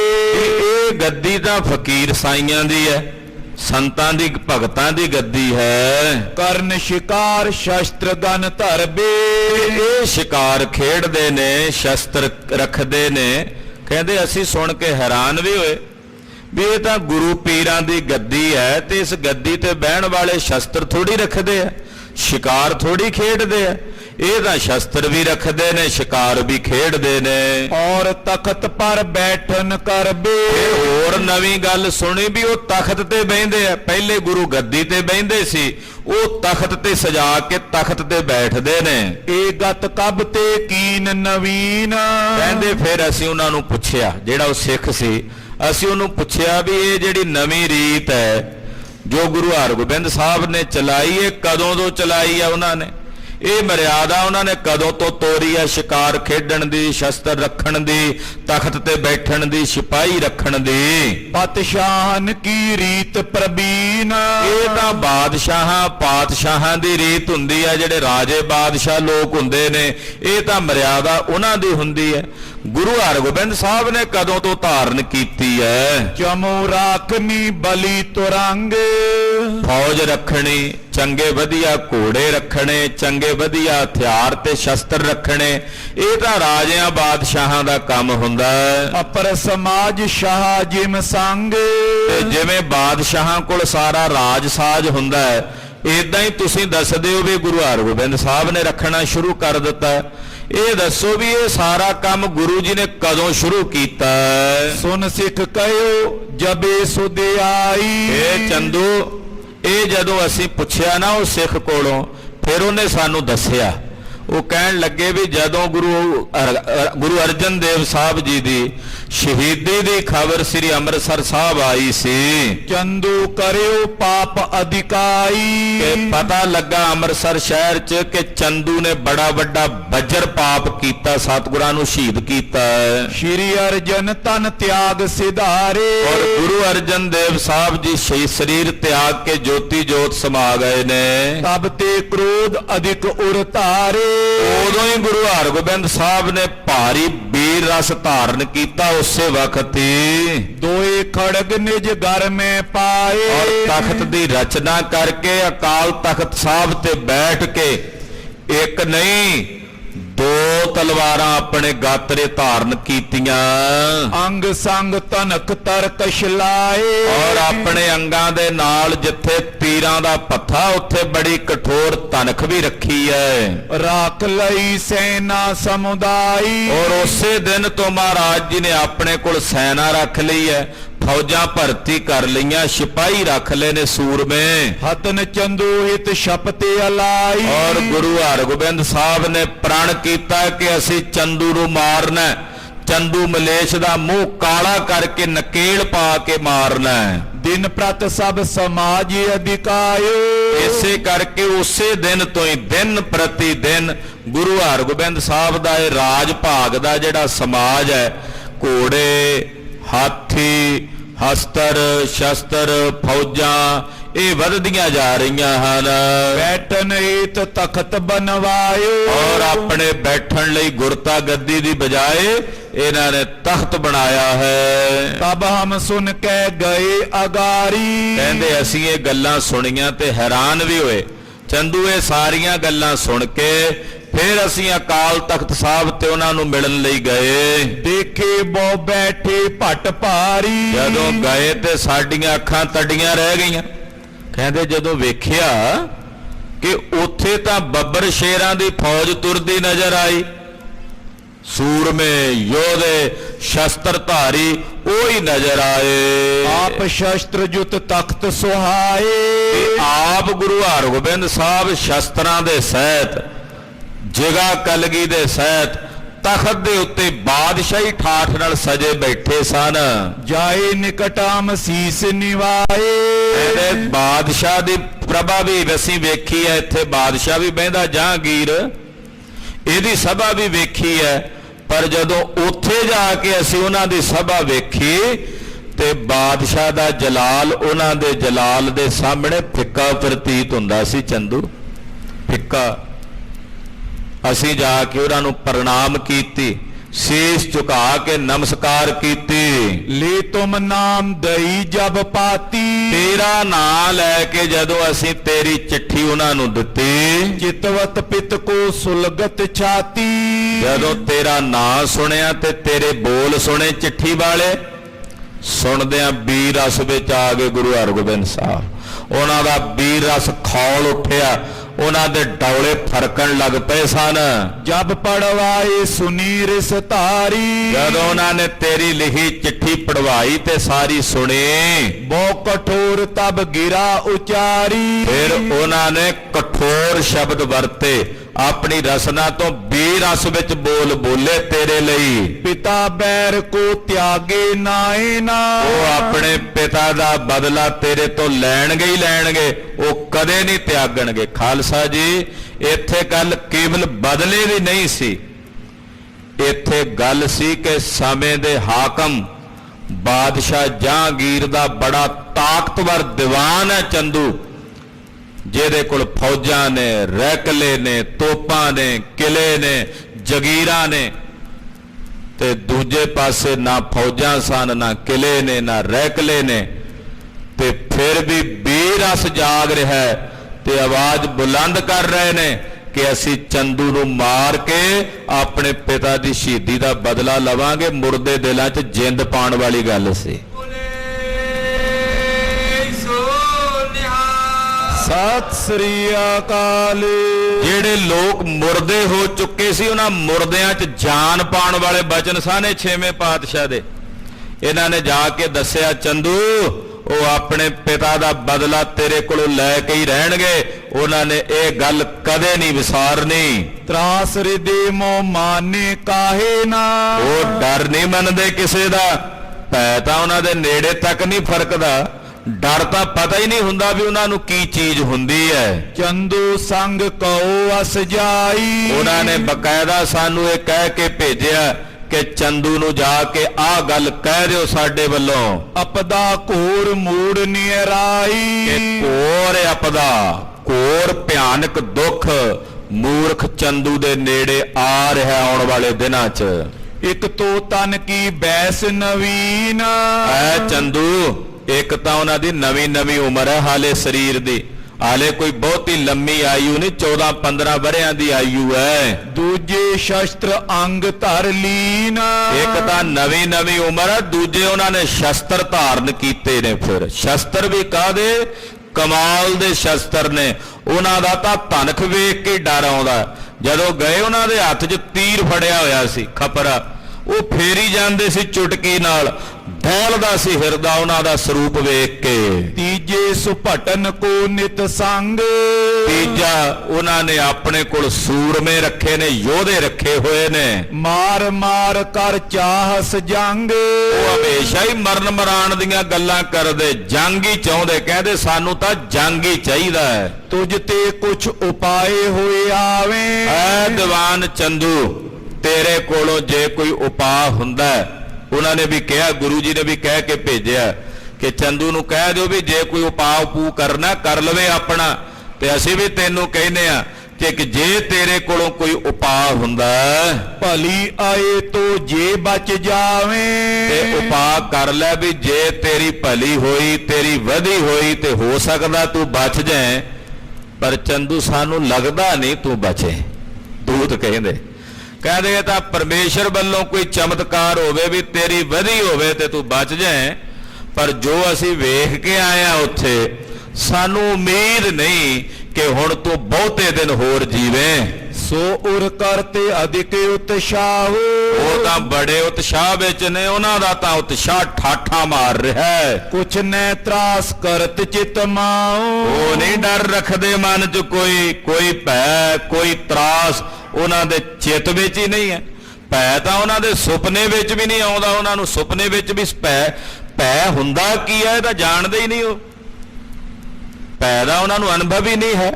ਐਸੇ ਨਿਡਰ ਨੇ ਤੇ ਉਹਨਾਂ ਅੰਦਰ ਐਸਾ ਉਤਸ਼ਾਹ ਹੈ ਤੇ ਚੰਦੂ ਜੇ ਤੇਰੇ ਕੋਲੋਂ ਕੋਈ ਉਪਾਅ ਹੁੰਦਾ ਹੈ, ਕੋਈ ਤਰੀਕਾ ਹੁੰਦਾ ਵੀ ਜੇ ਕਿਤੇ ਭੱਜ ਨੱਠ ਕੇ ਜਾਨ ਬਚਾਉਣੀ ਬਚਾ ਲੈ।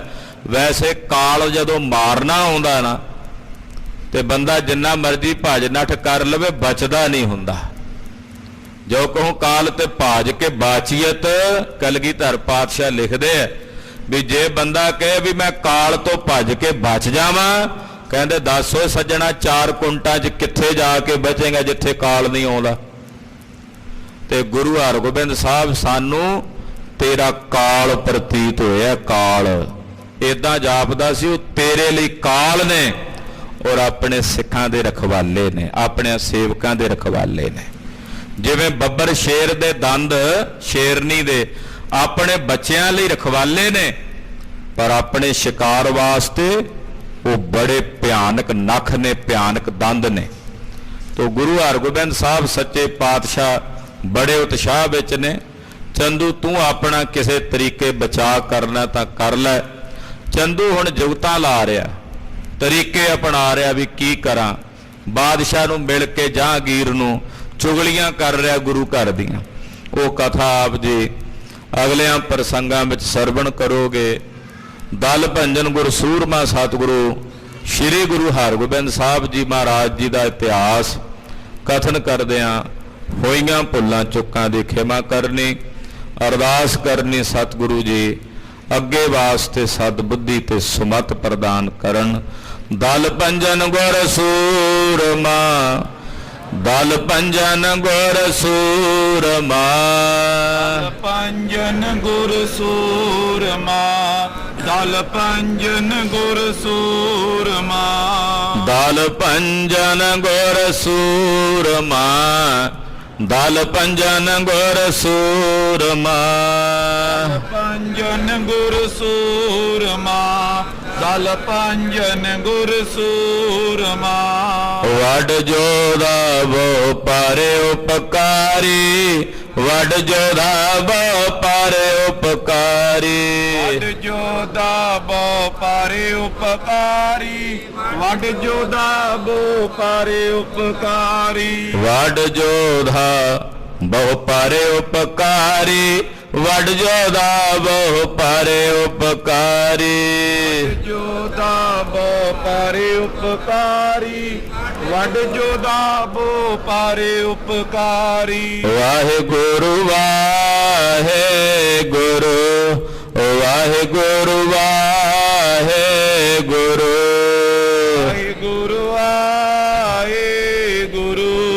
ਵਾਹਿਗੁਰੂ ਵਾਹਿਗੁਰੂ, ਵਾਹਿਗੁਰੂ ਵਾਹਿਗੁਰੂ, ਵਾਹਿਗੁਰੂ ਵਾਹਿਗੁਰੂ,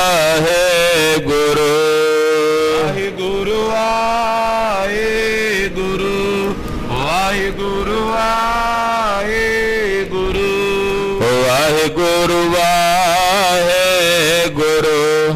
ਵਾਹਿਗੁਰੂ ਵਾਹਿਗੁਰੂ, ਵਾਹਿਗੁਰੂ ਵਾਹਿਗੁਰੂ, ਵਾਹਿਗੁਰੂ ਵਾਹਿਗੁਰੂ।